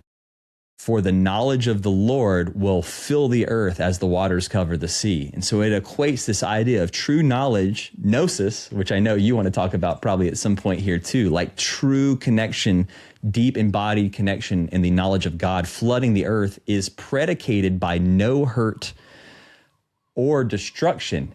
Now check it out. Let's earmark back to the earlier conversation. Remember what I said, destruction in Hebrew is shakath. And that word is the Hebrew word there in Isaiah 11. So really what it's saying is they shall not hurt nor slaughter animals. on all my holy mountain. And the holy mountain is the Temple Mount of Jerusalem, where Jesus turned over the tables and freed the animals, but it's also an allegory all throughout Scripture to mean the whole earth. It's like representing Eden. Eden is the holy mountain now restored on the whole earth. So to your point, and then like I said, Revelation 22:2 says there, in that day, in that time, death will be no more, tears and suffering will be wiped away. So we know slaughter and slaughterhouses can't exist in that. And then it goes on to say in 21:4, or no, I'm sorry, that's 21:4. In 22:2, it says that all of humanity will return to the fruits of the trees again, that there's the trees of life and the 12 manner of fruits, and then everybody begins to live off of fruits again. So it's quite the fruitarian, to your point, vision as well. And there's so many more scriptures we can get into, but I want to just start with those because those are the classics. Those are right there. And when Jesus is coming to preach the good news, man, he's saying, repent, the kingdom of heaven is at hand. It's here. It's now. It's a mustard seed. He literally says in the scripture, it's in our midst. So yeah, man, I want to talk about how this vision is possible and the weapons being laid down a bit and becoming plowshares. Humanity, it's not just turning from violence and not doing the evil thing. It's also turning towards the good thing. You, as someone in self-development, knows whether it's like dealing with an issue like a sexual perversion or alcoholism or any kind of addiction. You don't just stop doing the thing you don't want to do. You got to replace it with the thing. Transmute. That's the positive thing. You got to transmute it. And so I think it's super important for all of us on this path to really start talking about, what are we going to do? What are we going to create? How do we manifest this kingdom of heaven on earth and create the solution that's so beautiful and obvious, right? That it's inevitable. Yeah. So that's how I'd open it. I want to real quick touch on, because like this week, the voice memo we sent to each other the other night about you bringing up the Isaiah 6-9, we were talking about agroforestry. Essentially, for those who don't know, like as far as what the world looks like today, right? A lot of people talk about there has to be death and suffering in our food consumption, right? It's inherent with this world, which fits the Gnostic view much more, which my view is kind of, I do want to talk about at the end, but it's like, as I learn things, it's kind of shifting here and there. But the death is, part of it, right? We have to kill in order for this world to go on. Now, when you look at fruit, right, there's the relationship between a fruit tree and a human, zero destruction. It's just abundance, right? It's a relationship rooted out of giving. But we're both giving to each other, right? The fruit tree is giving us life. We are giving the fruit tree more life. Now, with that, also with agroforestry, you can correct me if I'm wrong, if over time optimizing our agriculture, we easily could have abundance of fruit to where it's falling out in abundance, going back into the ground, just more food than we could possibly need. With agroforestry, of course, with time, but it's not insane amount of time, especially if everyone's working together. And then also, as far as the health aspects, if you look at our anatomy, which some people are probably going to disagree with me just because we have such a cultural different view of this, but when you actually look into it, we're closest to a frugivore as far as our biology, our instincts, how our body reacts to diets. The frugivorous diet is closest to us. Now, with all these things, our health being optimized, agriculture being optimized, the fact that the relationship with our food is giving, human beings are also able to operate at their best, which is giving, right? There's no better feeling than feeling like you are serving a purpose, feeling like you are helping the collective, right? There's no better feeling than that. That's innate. That's within us. And there's almost no worse feeling than feeling like we're hurting it, right? When we're in selfishness, regardless, that's suffering. And so within that model, when there's so much abundance and we are the ones creating it and we're just eating from abundance, we're also working together to steward this creation, bring it up. I have some agroforestry farmers who talk about how, humans, with our pattern recognition, we're really good at guiding nature, right? We have the intelligence that makes it possible more than any other being to really guide it and steward it, as the Bible says. Now, with the last part of this for me was okay, but what about the predatory animals, right? I don't see, in Eden and in Isaiah, it's I don't see an Eden where there's, a lion mauling a baby camel or deer and seeing its baby being eaten in front of it as it gets its flesh torn out, right? I don't see an Eden that looks like that. Now, where you brought up in this voice memo, is a thought I hadn't thought of, which is that, hey, if the collective as a whole starts to change and there's so much abundance everywhere to where it's like everyone has their needs met and just overall there's good in the air, the collective consciousness is towards goodness instead of evil, potentially there's a predatory change within the nature of these animals. Again, what you said in that voice memo, with the correct stewardship. So that was like the final piece of the puzzle. And we haven't talked about it one-on-one here. If that is true, then, and I like how the verse Isaiah says, earth will be filled with the knowledge of the Lord, not the heavens will be filled with the knowledge of the Lord. Eden truly is possible again here on planet Earth. It's not, we've been banished from the garden, but with the right gnosis, we can return, with that last piece of information. So if you have more of a viewpoint, because a lot of people would say just, oh no, the anatomy of a predatory animal, couldn't eat fruit, etc. What's your kind of image there as far as the potential of, the lion truly laying with the lamb? Yeah, man, this is where it gets really deep, and it definitely goes out beyond the edge of what some people could even consider as like rational. But that's why, again, I prefer to lean into the spiritual aspects of this philosophy, because I want to take it all the way. And I think, there's an aspect of faith that comes into play with these kinds of things, where you see and aim to the highest ideal, and then you work backwards from there. Like, how do we get there? How do we, like, it's just like anything else. You get a goal. Like, do I want to shoot for this goal, or do I want to shoot for this goal? And like, if I want to shoot for this goal, okay, just break it down. What are the steps to get there? And so I started thinking about that. Like, okay, that's wild, bro. Like, no predators, any scientist or anyone was going to say like, what? Dude, that's biologically impossible. Like, what are you talking about? But I started to contemplate this a couple of years ago, and I have discovered some things that have really, at minimum, given me the concept that this is like possible, to like now feeling in the realm of probability so strong that like often my jaw's on the floor just thinking about it, and my heart skips a beat, man. It's so exciting. So firstly, where I landed with it is I'm thinking about, okay, scientifically, how could I explain this? Because I want to start there with the mind and thinking about the science people. In fact, Alex O'Connor, one of the top atheists in the world, massive YouTube channel. You've probably seen him debate Christians and stuff. Yeah. He raised the problem of evil and then the problem of suffering in a number of debates back to back when he was on like a run one time. But he took it to the next step and said, hey, the problem of suffering is one of the biggest things that atheists use against the existence of God, because why would there be so much suffering? God would have to be evil or whatever. But he said, we're not even taking that far enough. What about the problem of animal suffering without any human interaction, meaning the gazelle mauling the lion mauling the gazelle in the savannah and no humans present? Like, this is happening all the time, right?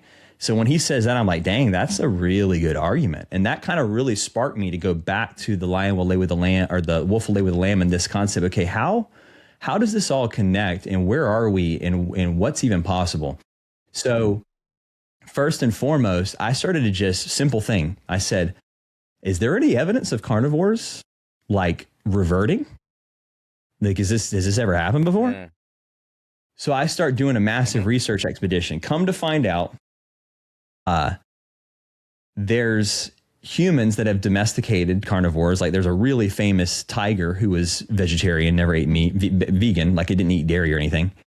It'll say vegetarian in the articles, but it's because they didn't feed it any meat. So that's with human intervention and relationship, right?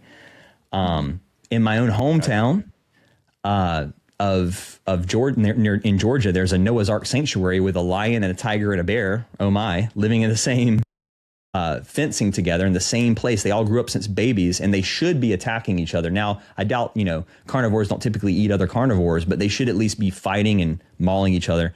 Zero of that. They've grown up together and they all love each other and are like best friends. A lion, a tiger, and a bear. Nuts. Wow. So then I'm finding that, and then I'm like, okay, then I go a step further. I'm like, okay, what are the most carnivorous animals on the planet? Like, I'm thinking crocodiles, polar bears, There's evidence of polar bears.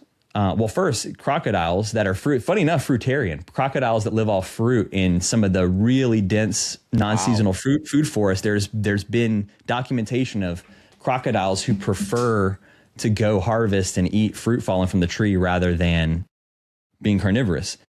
But then here's the big one. This is the one that really shook me. So polar bears, this is documented. Polar bears have been documented reverting from full carnivory back to omnivory, meaning they're still eating flesh, but they're eating plants as well. As long as we've known it, polar bears have been exclusively carnivorous. And what it's showing, like the biologists who are studying it, they're like, oh, it's because polar bears are a recent genetic offshoot from grizzly bears. Like that's their genetic family. And because some family of grizzly bears were stranded in the ice region, they had no other food source, so they had to turn to only flesh, and it adapted their biology over time to be like these full hardcore carnivores. But now, because the ice is melting or whatever, conversation, they're moving out of those regions. They're finding new food sources, and they're turning to the plant-based foods, and they're omnivores again. And they're beginning to grow brown hairs back into their white hairs because they're returning to their original genetics. So I'm thinking about all this, and I'm like, dude, this is nuts. Then I learned about the scientific theory of morphic resonance. I believe Anthony Wright, who wrote A Return to the Brain of Eden, which we'll also talk about in this conversation. I know you picked that book up. Yeah, so he talks about morphic resonance again, too. Funny enough, morphic resonance is a theory proposed by Rupert Sheldrake, who was a, I think he's somewhat he might have been a neuroscientist, but for sure he was a, what's the field of physics where it's like quantum physics, like a quantum physicist, right? And he was pretty much atheist at the beginning of his career, but because of studying quantum physics, he's now an Anglican priest. He's like fully believes in God and all of this because of studying science and the micro. But bottom line, he developed a theory called morphic resonance that shook the scientific world for a while. He got mocked. He got made fun of, ridiculed for a long time for this. But now he's getting invited, like it always happens, to more and more people, to conversations, because more and more of quantum physics are beginning to affirm his theory. And basically it's this. Forever since Darwinianism or whatever, the story has been our genetics determine our outcomes, right? Like that's the key marker, is we can't really overcome our genetics. It makes up who we are. However, he proposed that there's a morphic field, he calls it, that emanates in the dark space or the the liminal space of all things and all places. And every species on planet Earth draws its information in creation of its body or itself from the information in that morphic field. And the way it does it is the genetics, the DNA is actually kind of like a tuning fork, like a radio transmitting receiver that's picking up certain it's on a frequency band. Just like when you turn your radio dial and you pick up a different station, every animal species is on a different station, their DNA, and they're picking up a frequency. But what that means is we're also uploading and going in the reverse, and we're uploading information into that frequency as well. And this is what explains 100th monkey theory, critical mass theory. Sometimes it's called the Maharishi effect because they observed it with humans as well who were meditating underneath the guru Maharishi. But the gist is this. In the 100th monkey theory experiment, there was this famous experiment where these scientists were studying a bunch of monkeys in the jungle. And a couple of the monkeys under their watch started washing potatoes, their sweet potatoes they were feeding them, in the river to clean them off before they ate them, right? One monkey does it. Then 2 monkeys are doing it. Then a few days later, 3 or 4 monkeys are doing it. And it keeps expanding. Then one day, boom, all the monkeys in the jungle are washing their sweet potatoes. And not only that, monkeys in another jungle that have never contacted those monkeys are washing theirs. And they've never seen another monkey do it. Okay? And it baffled them, and there's been tons of papers written on this. This has been observed in mice as well with different aspects and traits. Pigeons, there were pigeons in England versus pigeons in New York, and they started exhibiting a certain behavior in England, and a certain mass of them picked it up, and then all of a sudden one day behavior is being observed in New York, but like they had never interacted with any pigeons from England. And what it explains through through Rupert Sheldrake's phenomenon is that they're all tuned into this morphic field. And once a critical mass number of the species picks up a trait, it downloads that trait into the ethereal, into this data set, and it just downloads into the DNA of the other species. Okay. So now when I hear this, I'm like, well, wait a minute. Maybe the right download overrides the predatory instinct, right? So like, what if humanity, if we choose this for ourselves and we are one of the most consciously dominant creatures on earth, I mean, we take up a huge bandwidth with all the information and everything, so if we correct this, how much does that then influence the bandwidth of all the species below us to a certain extent, or above us to a certain extent? I mean, even dolphins, they're more intellectual than we are in many capacities. But could that play a factor? So I'm thinking all this high level stuff, but now to wrap it all up to something really simple, is I'm sitting there thinking about all this one day, contemplating, and I'll never forget, I have my Bible open to Isaiah 11, and I'm literally reading the Bible, looking at it, thinking deeply, and I've got it open. Wolf shall lay with the lamb, right? And I look up, and my rescue pup, Scout, comes up and walks up, and he's looking at me in the eyes like, I'm hungry. He's giving me the hungry look. Now, my rescue pup, Scout, he's been vegan his whole life because I got him after I've been on this journey, and I started feeding him vegan food. So he's gotten the occasional piece of flesh because someone dropped it or whatever, but he's thrived. And the top living, most healthy Guinness Book of World Records dog for years was a vegan dog. Seen that. So they totally thrive on this. So anyways, I'm looking at my dog. He's like, I want some food. And I'm thinking about the fact I'm going to go grab some V-Dog, some vegan dog food and feed him. And then I'm like, whoa, bro, you're a wolf. Like the ancient ancestor of my rescue pup, Scout, is a wolf. All dogs descended from wolves. And because of human stewardship and relationship, dogs are now omnivores and actually thrive as vegetarian or even vegan. And wolves are carnivores. So we've seen now that path that unlocked for me by looking at my dog. And I know if I put my dog in a pen with a lamb, my dog's not going to eat the lamb. He's going to lick it, sniff it, try to play with it, So all that to say, that shows that the reality is here now, like it's possible now. And that's the perfect example. It's through that relationship. So then final piece, I started to think, okay, well, maybe the same way that I fed my dog, and dogs from time immemorial have gotten this way because they've had the excess of human food, wolves gathering around the tribe to get their scraps, and eventually they domesticate and they become friends. Animals actually, funny enough, I just learned this recently. Dogs have what's called the love gene. It's been studied where dogs literally have something that fires in their neurons and synapses similar to our brain when we are in love. So a lot of animals don't have this. Like most animals don't. All animals have mirror neurons with us too, most of them, but this is a literal love gene. Like they bond and attach and experience genuine love in their body in the same way we do. So imagine if that effect happened to carnivores across the board. And I'm starting to think, what if it's like, we choose it for ourselves first, but then we start feeding that. Like, what if we grow so much food because we choose plant-based lifestyle and it's so abundant? And we'll talk about food forestry, agroforestry, more the abundance of how that works, because every seed grows a tree that grows thousands of more fruits with thousands of more seeds. It's like an exponential factor.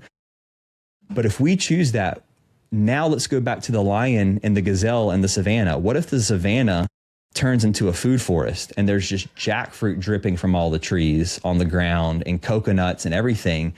And what if a lion's sitting there and knows, okay, I'm basing everything on my carnal instincts and minimizing energy expenditure here. This is the way most animals are processing, right? Right. I can go chase that gazelle, run till I'm winded, maybe not get it. A lot of times they don't even get the kill, actually. And if I do, but bottom line, or there's a forest here with calories just laying all over the ground and it's sweet and juicy and this and that. Like the lions might turn to that. Like, what if they just turn to that food or through Now, here's the final piece. I had this intuition for so long and it sounded so crazy. And then I'm like, okay, now how do I bridge the gap scripturally? I know it says the wolf shall lay with the lamb, but is there any evidence of what I'm talking about here with that transition? So come to find out, one day I'm reading this church father's book. He's one of the earliest church fathers. He's in the 2nd century, writing about all the heresies and writing about just different aspects of the church. And one of the things that he brings up is he brings up a lost saying of Jesus that he heard from a guy named Polycarp, who was the interpreter for John, the disciple. And he said that John told him that he heard Jesus say a saying one time, but it never made it into the scripture. But it was recorded and he wrote it down and preserved it in this book. Now, I'll actually pull it up here and just straight up read it to you because, bro, this straight up blew my mind, and it sealed the deal for me on this whole thesis. So he says, Jesus is getting questioned actually by Judas, right? Judas is the one who betrays him in the Gospels and turns him in or whatever. Judas is objecting to Jesus about the kingdom of heaven and this vision of Isaiah and the wolf laying with the lamb. Similar thing where he's saying, how is this even possible? Like what? How does that happen? And Jesus answers it. So he says, the predicted blessing, therefore, belongs unquestionably to the times of the kingdom of heaven, when the righteous shall bear rule upon the rising of the dead, when the fertility of the earth, as the elders who saw John, the disciple of the Lord, related that they had heard from him. So this is where it's explaining that literally John, the disciple, heard Jesus say this, how the Lord used to teach in regard to these times, as in the times of the kingdom of heaven. And he said, the days will come in which vines shall grow, each having 10,000 branches, and in each branch 10,000 twigs, and on each true twig 10,000 shoots, and on each one of the shoots 10,000 clusters, and on every cluster 10,000 grapes. And every grape, when pressed, will give 5 and 20 times of wine, which is really fruit juice. It fermented because they left it out to sit. He's not condoning alcohol, by the way. That's a whole other conversation. But he goes on to say, and any one of these saints shall lay their hands on a cluster of grapes, and another one shall cry out, I'm the better cluster. Take me, bless the Lord through me, like saying, please pick me, pick me, pick me, right? What we were talking about, fruit wants to be eaten. It's asking you, it's begging you to be eaten, right? It's abundant. Yeah, it's abundant. And then he goes on and says, and in like manner, the grain of wheat shall produce 10,000 ears, and every ear should have 10,000 grains, and every grain will yield 10,000 pounds of the most clear, pure, fine flour, which I want to note because I know we got a lot of raw vegans and fruitarians. I do think it's optimum. I think if we're going to transition, pure whole foods are clutch. I think actual ancient true bread was a true transition clutch food in the times of Jesus. We see the disciples were eating it, but what I like to note here is it says pure, clean, fine flour. We know today the reason why we have so many problems is the genetic modification. I think there's been a whole war on bread, bro. I think grain was originally a gift from God to help humanity transition back, and the powers that be attacked it with all the GMOs and the glyphosate and all that, and now it does harm us. But bottom line, he's talking about this abundance, right? And he says, and that all other fruit-bearing trees and seeds and grass would produce in similar proportions, meaning the abundance kind of model he's saying. Then it goes on, and that all the animals feeding on only the productions of the earth shall in those days become peaceful and harmonious amongst each other and be in perfect subjugation to man.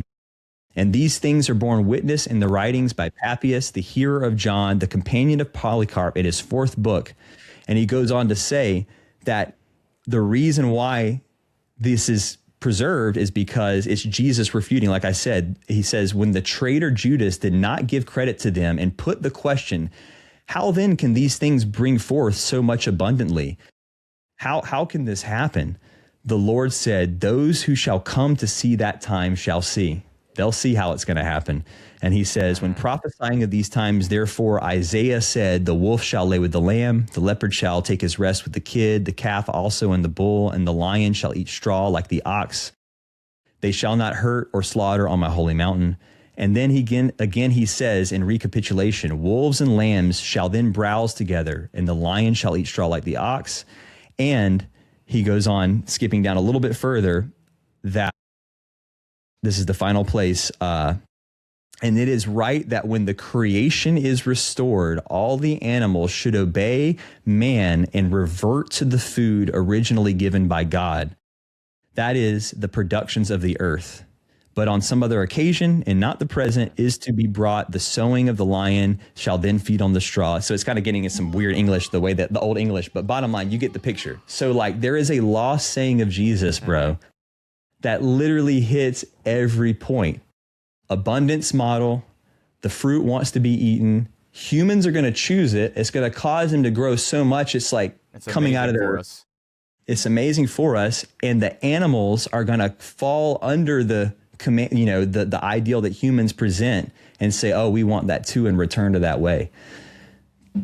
Bro, like, so anyways, I saw that say I just talked a lot. I want to hear from you. You're in Bali. You've been hanging out with fruit, like fruit growers, like like, what are you learning about that? Tell me more about your awakening right now. Cause I know that feeling, man, of like, when you understand and start to study food forestry, it unlocks something else in the psyche, man. Right? It's unbelievable.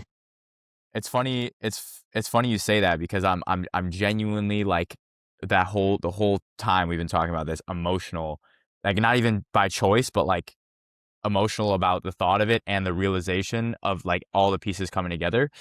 So yeah, when I was out in Florida, that was insane, by the way. But when I was out in Florida, like what you just said was insane.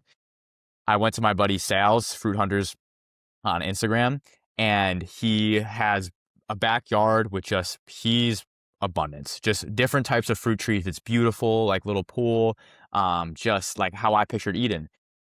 And being there, like when I got there, it's been a journey for me to get to where I am to you right now and have this full picture. It's very serendipitous. But when I was there, my view shifted from just veganism to being like, wait, holy crap. Like, this is heaven on earth.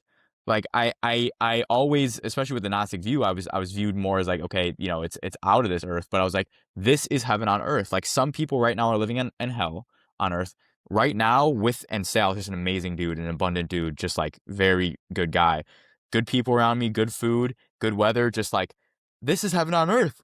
And that was crazy to me. And then that also brought a conversation with him. He's been vegan for a while, led me to the idea of really how much spiritually our problems in the world stem with veganism. And then the other side started to shift with more fruitarianism, realizing the abundance of it, meeting all these raw vegans. That was big, because right after Sal's farm, I went to the Veganist Wellness Retreat, saw all these raw vegans in amazing health, saw Dr. Doug Graham, 75, world champion powerlifter, very just a spiritually in tune guy. I just read his book too. But seeing these people all thriving on this diet, this different way of life, wait, this is possible. And then the last piece of the puzzle, which was talking to you, actually, let me go back. Another guy I drove with, Sal's buddy, he's in Agroforestry. So we had a 22-hour car ride just talking about agroforestry, how this could literally like solve the world, and how he really explained how humans are best, like we're best at helping nature grow. Like we have those skills and we feel the best when we are stewarding creation, right? That is what humans are made to do. And then when you add the final piece of the you know, when the collective starts to shift and animals are shifted more towards this way of life, number one from the collective and number two from our stewardship and just having so much food at their disposal, it's like the pieces fit so cleanly to say Eden is possible here on this earth, completely possible. And in the process of creating Eden, humans will be in their dharma. Humans will be in their purpose. Like every animal has their purpose, right? What like, you know, what they're supposed to do, the way they fit into nature and help it grow. Humans in the process of creating Eden will be in their dharma, right? Which is what we're best at. And then we will, you know, whatever when we get there looks like, and of course it'll be a process, but that unlocked to me, and just like the serendipity of just getting each one of these pieces of information and it becoming more and more clear, and realizing, and me trying like the fruitarian diet before I even entered all this to see like, holy crap, I feel better than I've ever felt, more spiritually in tune. And I just realized biologically we're inclined towards fruit. It's all come together to be like, and the last piece was the one you told me, which is like, the lion will lay with the lamb. And it seems from the stuff you just said too is possible. It's like, boom, right? Boom. And, there's more, of course, for me to learn than you, because you've been doing this for 15 years. But it's like, we're at the point now where it's like we see the vision, right? The vision is is close to crystal clear. How we get there, who knows? But then it's like, all right, how do we get there, right? We're working backwards from the vision. What are the steps to get there, which we've talked about before. But to answer your question, my thoughts on all of that is that it's just like, it fits so crystal clear. Like there's no area, our health, the environment, relationship with each other, ethics, all of it fit into this vision, and it's all possible with what we have here on this planet. And so I'm like, it's almost like by design, like it wasn't needed. And it's just, it's been groundbreaking for my psyche. But the question is, God, what do we do? How do we wake people up? Which I'm somewhat of the idea of, it's happening regardless. But I'm very of that idea actually. But at the same time, it's like, okay, it's still 98% to 2%. So what's the plan there? Yeah. I think all of us, you mentioned Dharma, like all of us stepping into our ultimate purpose, and the ones who get it, like you said, that are already at that level of consciousness where it's just like, yes, and then immediately transmuting that into like sharing it through their Dharma and whatever that way is, through their purpose in the ultimate way, and everybody just activating that, like just being the change that you want to see in the world. That's why I'm so inspired by what you're doing. I know, man, maybe I know some scriptures and some more stuff, but that's just been my purpose. It's how I was raised, and I'm obsessive about it. Like I'm an obsessive researcher on that topic. But you, you'll glean some stuff. You may go as deep as I do, or you may just lock in on some other information that comes through nature and through lifting or through certain meditations that you do or whatever, and everybody puts the pieces together, right? But like even scripture itself says, one of my favorite verses is from the book of Job, and it's about how to get wisdom. There's this scripture, and literally God says, ask the birds and they will teach you. Ask the earth and she will tell you. Like most Christians don't know this kind of stuff is in the scripture, because a lot of Christians, especially where I come from in the deep Bible Belt South, God bless them. Like I love my Southern roots, man. But like a lot of the mentality there is like, animals are here. They're here for me to eat. Like that's what God did. And we're meant to just like, the earth is here to serve us. Like what? It's like totally backwards. No, we're meant to be we're the servant species. We're meant to use. And to your point, like the biology, man, it is so clear. Like animals don't have the same responsibility that we do, because most animals, or a lot of them, can't even see in color. So like they don't have the same color spectrum that we do with our eyes. I think the color spectrum is huge. The fact that we can see and pick out fruits, and we can determine and name, and then we have abstraction, meaning we can it can be a detrimental thing to us to label everything, right? We know that through like ego and talks, but like it's also a gift. We have the gift to label so that we can communicate with each other and plan, and we can think about things in the future. And in the present, there are some animals that actually can do that, but not to the capacity we've got. So we have forethought, so every bit of the capacity that actually separates us from the quote unquote animal kingdom are opposable thumbs. Primates do have that, but like they're the only other ones, and they're all frugivorous, by the way. But the fact that we can use our hands in these ways, and we have forethought, all of those traits lend directly to, like you said, gardening.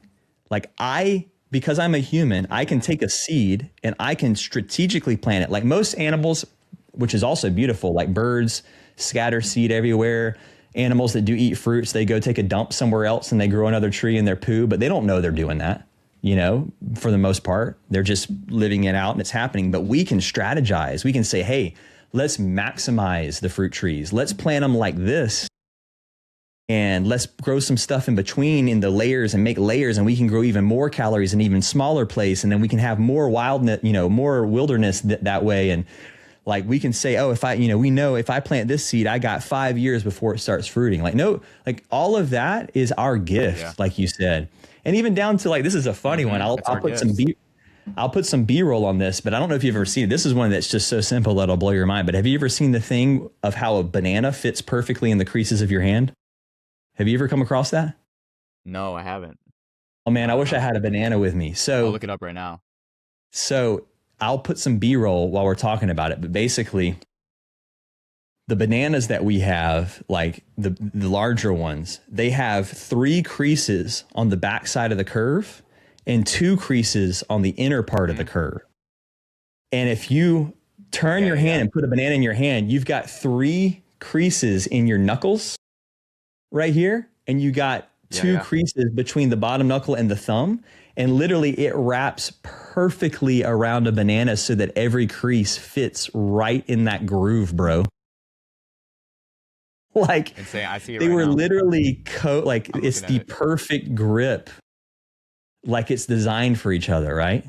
So I say all that to say there's like 2 puzzle pieces that fit together with humanity and the fruiting world. I think Return to the Brain of Eden, that book that you have that I've read as well, takes it a step further and actually locks in like our biology and the markers that he studied, Anthony Wright, man, he studied neuroscience, he studied the brain, and he's shown how it's very, very clear that our ancient ancestors lived primarily on non-seasonal tropical fruits, and it caused our brain to explode. And like probably ancient ancestors had telepathic ability. The prefrontal cortex was a lot bigger. Our brains are smaller in our skulls now. It's actually retracted. So that's how we know they used to be bigger. And he says that we developed a relationship with the fruits in the kingdom of the fruits, that they have hormones in them. Fruits have hormones.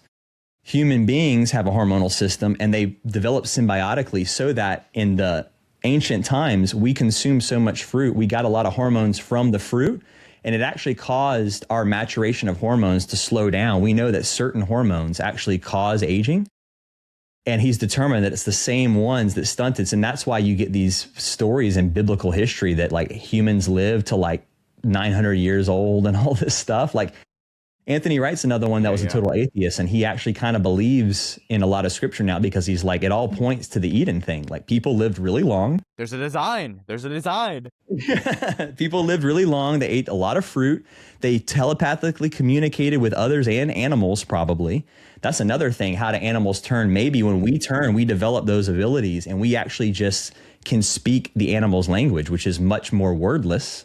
And we can like communicate with them like, hey, brother, turn to this food, try this. Like who knows? Like it's crazy, man. Now we're getting to like Last Airbender stuff. Like we know.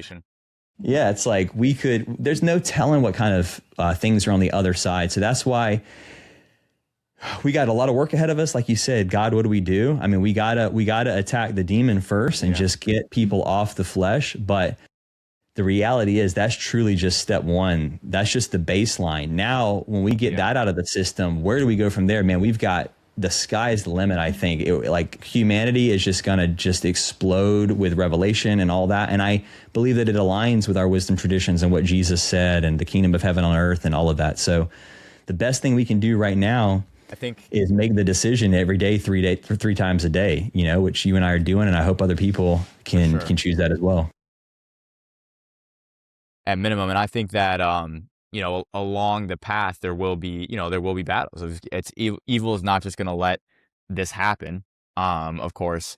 So there will be battles, but I think that, when you look at also like the whole idea of everything we've been talking about of what fruit does for all aspects, and then when you contrast it with what meat does, and you look at the rainforest right now, completely destroying our planet. You look at our health right now, completely destroying our health. You look at how we treat each other, how we treat the animals, our ethics, completely in the tank. There's a clear contrast from one to the other, right? And it's like it's to not acknowledge that clear disposition between complete total abundance in all areas by design to complete total scarcity and oppression in another area. It's like there is it's black and white. There is a clear cut line. And I think that I really like what you hit, which was that the people who start to wake up will all have their individual dharmas in whatever God-giving dharma that is. For those of you who don't know, it's essentially the purpose where you feel at complete, like you're doing exactly what you were meant to do. In this area or whatever area that the thing is, the most conscious will wake up first, which is, it's just inevitable because you have to go against the collective, which right now the collective is flesh consumption.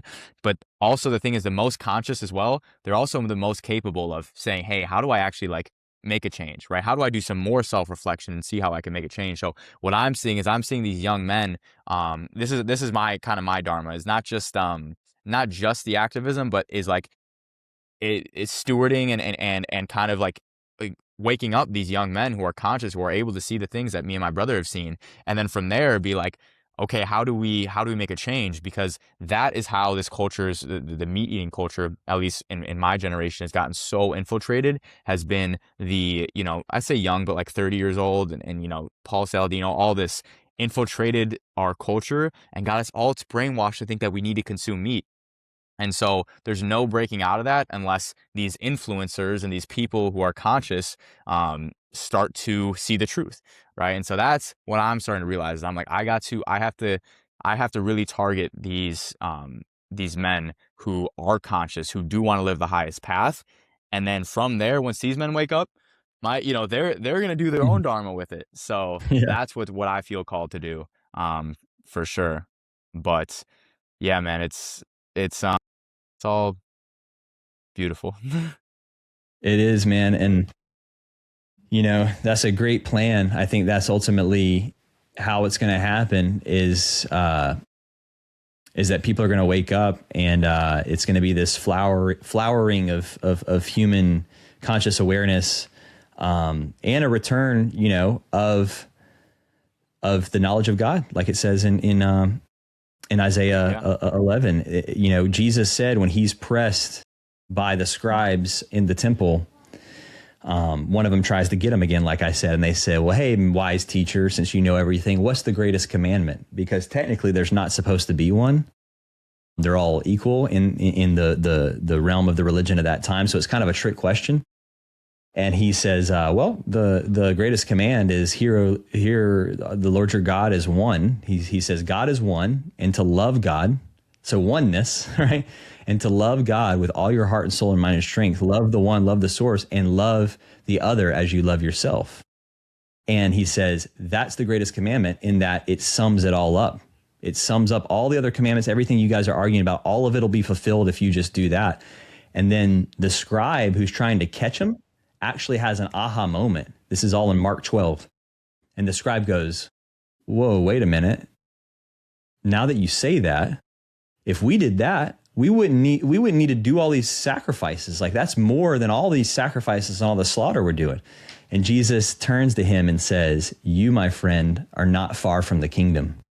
And that's the only person he ever said that to in all of the Gospels. He didn't say it to his disciples or anyone. He said it to this scribe who's his opponent, because he got the aha moment all in one, like, God is one, love God, and love the others yourself, because they are an expression of God, essentially. And if you do that, he's like, oh yeah, then yeah, I definitely wouldn't be killing these animals. I definitely wouldn't be doing, like, yeah. And then he's like, boom, you're not far from the kingdom. That's how we get it here, is that awakening right there, right?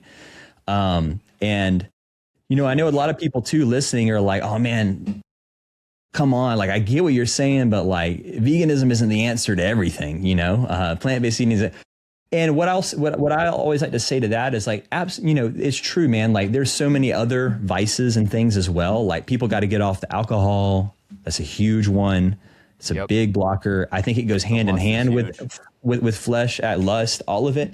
But the scripture actually talks about the fruits of the spirit. And I think that what's so funny about that is it's described as the fruits of the spirit. It's literally linked to the analogy of fruit and these qualities of patience and steadfastness and kindness and all of that. And to your point, it's like the black and white. It's like when you think about the aura that surrounds like flesh consumption, like what are the things that it's typically associated with? You know, like hardcore sports games, typically alcohol paired with it, you know, anciently war, like all the, you know, tons of historical writings show that a lot of soldiers, now there are the exceptions like the Spartans and certain people who actually fasted or even did eat plant-based, or the gladiators, but there's tons of writings that like to geek people out for war, they would slay all these animals and eat a bunch of steak and all of this. And to this day, when they're sending soldiers off to battle in America, I don't know if you've ever heard of this, but there's a famous meal of steak and lobster that they send the soldiers off with before they go fight battles. And they say it's because it's like, it could be their last good meal. So they want to treat them in case they don't come home. So dark, but that's the thing. So I'm like, there's this association, the quote unquote lust of the flesh, right? The carnal. But then you think about the fruit and the plants. To your point, because it's such an abundant system, I do think it'll inherently solve over time a lot of the other human condition issues. Like one of them, let's just take stealing, for example. The impulse to steal someone else's stuff. If there's so much resource around just dripping off the trees everywhere, like someone could just go steal but they couldn't steal. You see what I'm saying? Like they could go to their neighbor, like, oh, let's go to this, I'm gonna gather all these bananas, and then the guy's like, yeah, I just have 3,000 more over here. Like, I don't know, like, okay, take them, whatever, bro. Those are the fertilizer for the tree, bro. Yeah. So it's like you almost eliminate stealing, like you said, through optimum abundance. It becomes nullified in a way, because it's like you almost can't even do it because there's just so much. Like, how do you even steal? And I do think over time, for sure, when we cleanse our bodies, like you said, the flesh demon left you. I've had that experience as well. So much leaves with that, man. Like there's so many things. It carries so many parasites, like literal physical parasites, but then also mental and other aspects of our character refines through the process of getting rid of that. So it's not just not eating flesh, man. Through that, you wake up and you become more sensitive, and you realize, oh man, I just told a white lie. That doesn't feel good. Like actually, I want to go correct that. I'm looking at this, and this actually isn't good for my eyes and my soul right now. What I'm looking at, like same way I don't want to fill my body with flesh, I don't really want to look at that. You know, like it corrects those things. So I think it all flows together. You know, and I think that there's many levels, like the spiritual one, once you don't have that kind of entity convicting you to eat flesh, that's huge. But I also think it's just the golden rule. Like that's the biggest one, is like vegans still are lustful, right? Vegans still do things against their own flesh and sometimes against other people. But I have the argument, which is like, hey, if you kill a human being, you're not vegan. Like veganism is an emanation of the golden rule. And it's like, and there are arguments of does the definition include humans or not. But regardless, it's, I don't do unto others harmful things or things that I wouldn't do unto myself. Like that is in the animal kingdom. Like we apply veganism is essentially, hey, this is a golden rule towards the animal kingdom. That's what the vegan mindset is. And what that does is it's like, hey, you can smoke a cigarette. And it's like, obviously you want to work towards your higher self. Like you can drink alcohol, you can be lustful, right? I'm not condemning that, but I'm saying what you absolutely cannot do, and I think should be like, say, hey, this is not okay, is do it onto other people. Like, right, if you're going to do it to yourself, that's fine, right? But you can't, with your will, do it onto other people. And that's the energy I see, especially with being at like the vegan communities and stuff, is that vegans just have that mindset, which is that if the other person doesn't want me to do it to them, I'm not going to do it to them. And it starts with that. That is a first mindset switch that says, let's start working together here, right? And it's like, if we don't start working together and we stay in our selfishness, stay in our egos, at our forefront, it's just evil will completely stay in power. But it's that initial shift that will open the door to everything else, right? It's a huge shift, and it's also a foundational shift. But again, like you said, like you just stated, how it will shift into the other things. But it's number one is what I see, which is why I'm so fiery about it. Yeah, man. Well, we've been talking for about 2 hours and 22 minutes, which is a pretty solid time. You were saying something epic right when it hit 222 across the board. So I want to round it to a close a little bit here. But what I do want to say, what you just made me think of, is this golden rule aspect and the way that it permeates our life. And to me, it just comes down to, it's really just simple respect and being just. It's justice. And these are very interestingly,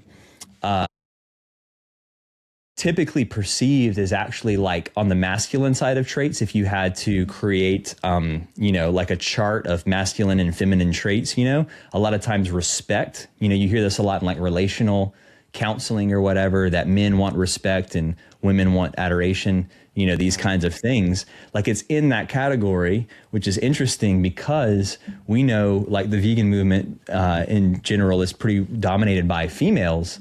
And man, I think that says a lot. And I know you have a lot to say about this, but sometimes I'm just like, brothers, like, what are we doing? Like our females are exhibiting respect, are exhibiting this level of respect that we can't at large. What does that say about like masculinity and everything? And I know this is a big conversation. Like I think to the point of like, how are we going to do this? How is this going to happen? I think a big part of it is balancing the scales of the masculine and feminine energy in this. And I love to see you out there preaching with a very strong, like balanced masculine energy. I've seen, we see more and more guys doing this. I think you're going to inspire more guys to do it. But I think that's a huge part because it is the protector archetype. It is the archetype of establishing justice and order, these kinds of things. And if we're not stepping up and putting those attributes on this deep core mission, like who is going to do it? Like females are trying. They're dominating. They're leading the way. But like, bro, we got to step it up. It's so much like I know many females struggle with this. They can't get their male counterpart to go vegan, right? Which is like generally this is a generalization, right? There's exceptions to the rule, but it's so much easier to get a female to go vegan. And I've multiple women I've even talked to in the past have it's been effortless, just like this. Right, where I've seen men, it's so much harder, and it is that, and that's why I'm so passionate about getting these young men. It's because the low hanging fruit, the conscious men, when presented the argument, hey, by the way, there's nothing masculine about going to the grocery store and buying a piece of a corpse and then eating it and clogging your arteries. Right, that last part is less important, but there's nothing masculine about that. Masculinity as a whole is about protection. It's about stewardship. It's about sacrificing your comfort for the well-being of innocent others, right? That's like the core of what it is, and underlying with strength. And it's like when you look at veganism versus flesh consumption, it's so obvious how flesh consumption is just the antithesis to masculinity, where the culture is built around it. And so I'm like, but this isn't talked about. This masculinity aspect isn't talked about. And so it's like, there's just so many different angles you can hit it from. But this masculinity one is one where it's like, come on, guys, are you serious? We're associating meat with masculinity. It has nothing to do with testosterone levels. Studies show this. Has nothing to do with protection. Has nothing to do with provision at all. Maybe if you're hunting and gathering for your family, but that's not the case anymore. And so it's like that. You right there at the end hit a spark in me though, which is like the masculinity surrounding and meat and the effeminate culture. Like mentally, I was scared to talk about being vegan when I first went, because my whole life I had this far left effeminate view of veganism, and so I don't want to talk about it much. And I'm like, dude, it's the exact opposite. So it's like now I feel blessed that I have no inhibition, like truly, and I empathize with people who do have inhibition when speaking about animal consumption. I did in the beginning. But at this point, after I've stood in the truth long enough, or not insane long, but hard enough, and spoke about it, it's like, because I see it so clearly, I have no inhibition. And so, maybe to wrap it up here, unless you have, you can hit another point, but is the huge aspect of activism in whatever way that looks for you, is going to be like, I talk a lot about on my account of vegan ignorance, which is like, we do like to separate ourselves. So like the people you said in the beginning, who used to be activists and stuff, we do like to separate ourselves. It's easier, I should say, to separate ourselves from the reality of what is going on, from the reality of what is going on all around us. And so that's why I recommend vegans, if they never watched Dominion, to watch it.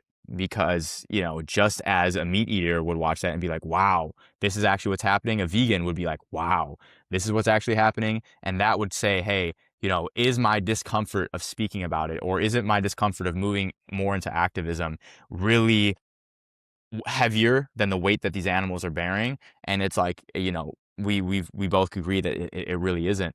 And so it's going to be the ability for people to feel the pain of the animals and, use that as fuel to really speak about it. And it's going to be like, I mean, people are making waves. I see so many different people, different influencers, different, even in person, whatever your dharma is, even like my buddy who's a fruit farmer, just showing people around his farm, showing people what Eden looks like. Whatever your dharma is, really, really moving into it and not letting fear get in the way. I totally agree, man. I totally agree. We get a lot of people that tell us that are vegans or have some predisposition at least towards this, that'll say, even in regards to Christspiracy, like, oh, it sounds awesome. I've kind of wanted to watch it, but I've avoided it because I'm worried about watching the animal suffering in it. And one thing that's important to note is actually our film has the least amount of that it could possibly have. We did that on purpose because we know that these films like Dominion and Earthlings and everything, a lot of times people try to avoid them at all costs. So we just show like leading up to the moments before they're slaughtered or whatever, and the kind of pending doom where there's still personality and they kind of, the animal knows, but we tried to avoid the gore and all of that. But even if we didn't, I've always had that same thought. It's funny, you kind of articulated it for me in a way that I wasn't fully locking in on, but I might say it to the next person who brings this up, just like, hey, we need to witness this stuff. Like, I know you don't want to see it, but maybe that's the very reason why you need to, because we got to know what we're dealing with here, and we got to have the fuel in for our fire to keep burning, to remember why we're doing this. And bearing witness, that's what I call it. I call it bearing witness. Bearing witness is like one of the most important aspects of, staying grounded in this message. I really do feel like you obviously don't want to become a masochist and just like torture yourself with looking at this stuff all the time. Right. But when you need that bump to remember and to get the fuel, or you got that, it's even convicting me as we're talking about it. I'm just thinking about times where I'm like, I got that edit and I'm like procrastinating, or I'm doing this or whatever, and I'm like dragging my feet. I need to like just pull up a video and be like, oh dude, I got to get this out fast because I could save a life. Right? Yeah, I could save a life right now. So yeah, man, I totally agree with that more and more people could watch some of that footage or some of these things and get out there and show it to people too. I think that's the other thing, is people get nervous about showing this stuff. I have such a respect for my wife because she'll put like slaughterhouse footage on her stories sometimes and stuff like that. And she knows her like friends and old people are watching it and everything. And I'm thinking, man, like somebody's not expecting it and they're going to be swiping and they're going to get hit with that. And like, what the, but that it needs to happen, it needs to happen. And the people that have the ability and the courage to do that should definitely do that. And, I've always said too, man, people often, that's the other thing. Side note, I don't want to get on the topic, but just real quick, the other thing we got to figure out is we got to get rid of the infighting, man. Like in the movement, everybody's got different opinions on how to share the message. And, we got to discuss it and get an alignment on some things, but like people hate on people that are too aggressive. People hate on people that are too soft. People, everybody's got their opinion, but I'm just kind of the impression, like everybody do what you do. And you are going to say and do something the exact way someone needs to hear it, that no one else is going to be able to. So like, example of that, Kip, my co-director of Christspiracy, his previous film partner for Cowspiracy and everything, Keegan Kuhn, he's a punk rocker, and he was a part of the straight edge movement and all that, which eventually in that realm they had the vegan straight edge movement, and he wasn't fully on board with it. But one day some punk rock dude like screamed at him at the top of his lungs saying, "Go vegan, motherfucker," like cussing at him, telling him, "Go vegan, mother effer," like in his face. And whatever that was, did it. He had heard it in songs and whatever, but he told me, yeah. And so he's like, people think that all that crazy, like yelling and screaming, it's like cringe or whatever. Maybe sometimes it is, but maybe sometimes it hits somebody. So it's like, yeah, I just want everybody to get out there and do it. But I do advocate for asking questions. Yeah, like I love you're on it too. I see you out there asking really good questions, letting people discover it for themselves, and inviting people into the conversation as much as possible. So that said, man, I appreciate this conversation, and I hope we can do it some more. I'm I'm sure we'll talk more just on chats and everything. But if we get a fire for something on a topic, like maybe we save it and just do another one rather than let it all gas out on the in the DMs and stuff. So. For sure. I mean, I was, and it was funny because it was like the fire right after we had that DM conversation was insane. And I was like, oh, it's been 3 days. Like the fire, like it didn't like of the whole movement, it didn't kindle. But I was like, I really want to talk to him right now. But this journey of a podcast was beautiful. You know, we hit a lot of important topics, all the topics I wanted to talk about, for sure. And then the last thing is like we both talked about too is like gonna be, I think it's gonna be, you know, for you want to be able to, at least what I want from you is something like, hey, how can I be educated on this scripture? Like in one place, where can I go that allows me to say, wait, this is all the areas in scripture where it hits both angles, where it hits the arguments for why we should or why we shouldn't and the rebuttals, etc. So I definitely think that would be phenomenal for myself and probably other people out there who want to be a voice. And then for me as well, I'm in the midst of making a community because I think that, you know, God put me through the self-development so I could have the self-development myself, but also it's very important that people are confident, in good shape, you know, energized, etc. And then also teaching people how to use social media, you know, kind of creating soldiers as much as possible. So I'm in the works of that. I feel like that's kind of what I want to get doing, but yeah. That's a great plan. I'm going to join. I'll get in there. I'll see ya. Yeah, me too. I'm already I love the way too. Yeah. So yeah, man, I'm going to do that. I'm for sure that's in the cards for me to make probably multiple different versions of that, but start with like an ebook or something like we talked about, and then even go as far as like some kind of chat bot or something people can talk to and answer some questions if they want. But, we should definitely too, maybe on the next chat, we scratched the surface a little bit on some scripture, but maybe in one of our chats, we could have one and you could just bring like all the questions that you've had from people in comments whenever you've done this, like just find them, always take a screenshot, put it in a special folder or something and save it. And we can just go through and hit all those together. And I can even, you know, if you have extra ones yourself, we can just hit all of it and make a whole podcast out of it. That'd be fun. For sure. And the last point here is that, which you talked about, we didn't talk much about on this podcast, which is just that the community aspect of veganism, which we said we all have to not hate each other, but at the same time, we all need to do the exact opposite, which is like really, really, you know, work together, because again, there's 2% versus 98%. And, you know, I do believe that the power within the 2% is extremely powerful, especially all gathered around something. I can't imagine something more powerful to be gathered around. But I think that's going to be a big factor of how, you know, this gets out of the 2% and more towards the collective. So that's my final word there. Absolutely. I agree. The ways that religions have worked, for better or worse, is that they created a common narrative amongst people that everyone could agree on despite differences in cultures. Christianity being a crazy example. I mean, it spans the globe across all kinds of different cultures, but it unifies around this collective narrative. And so we've got that in many ways with the philosophy of the ethics, you know, but that's why I think the spiritual side and unlocking at least the truth, like people don't have to ascribe to quote unquote Christianity or whatever form of it, but really understanding that that is what the Nazarenes were doing, and that activating Christianity over time as to like this truth and maybe that permeating that religion. But then at the same time, people that are on the vegan train as a collective continuing to unify around that collective vision and refining it. And though we have so many different other backgrounds and lifestyle choices and whatever, sticking to our guns on this and unifying in ways of how we amplify it, you know, most effectively. So I agree with you 100%. Well, amen. Hey bro, you got some fruit to get to and eat over there and durian, get around. Bro. I just got some durian that I'm going to eat. Bro, durian's crazy, man. It all tastes so different. And the durian that I've had, it's the craziest thing. The first time I ate it, I was like, what does this taste like? I was trying to put my finger on it, and then it hit me.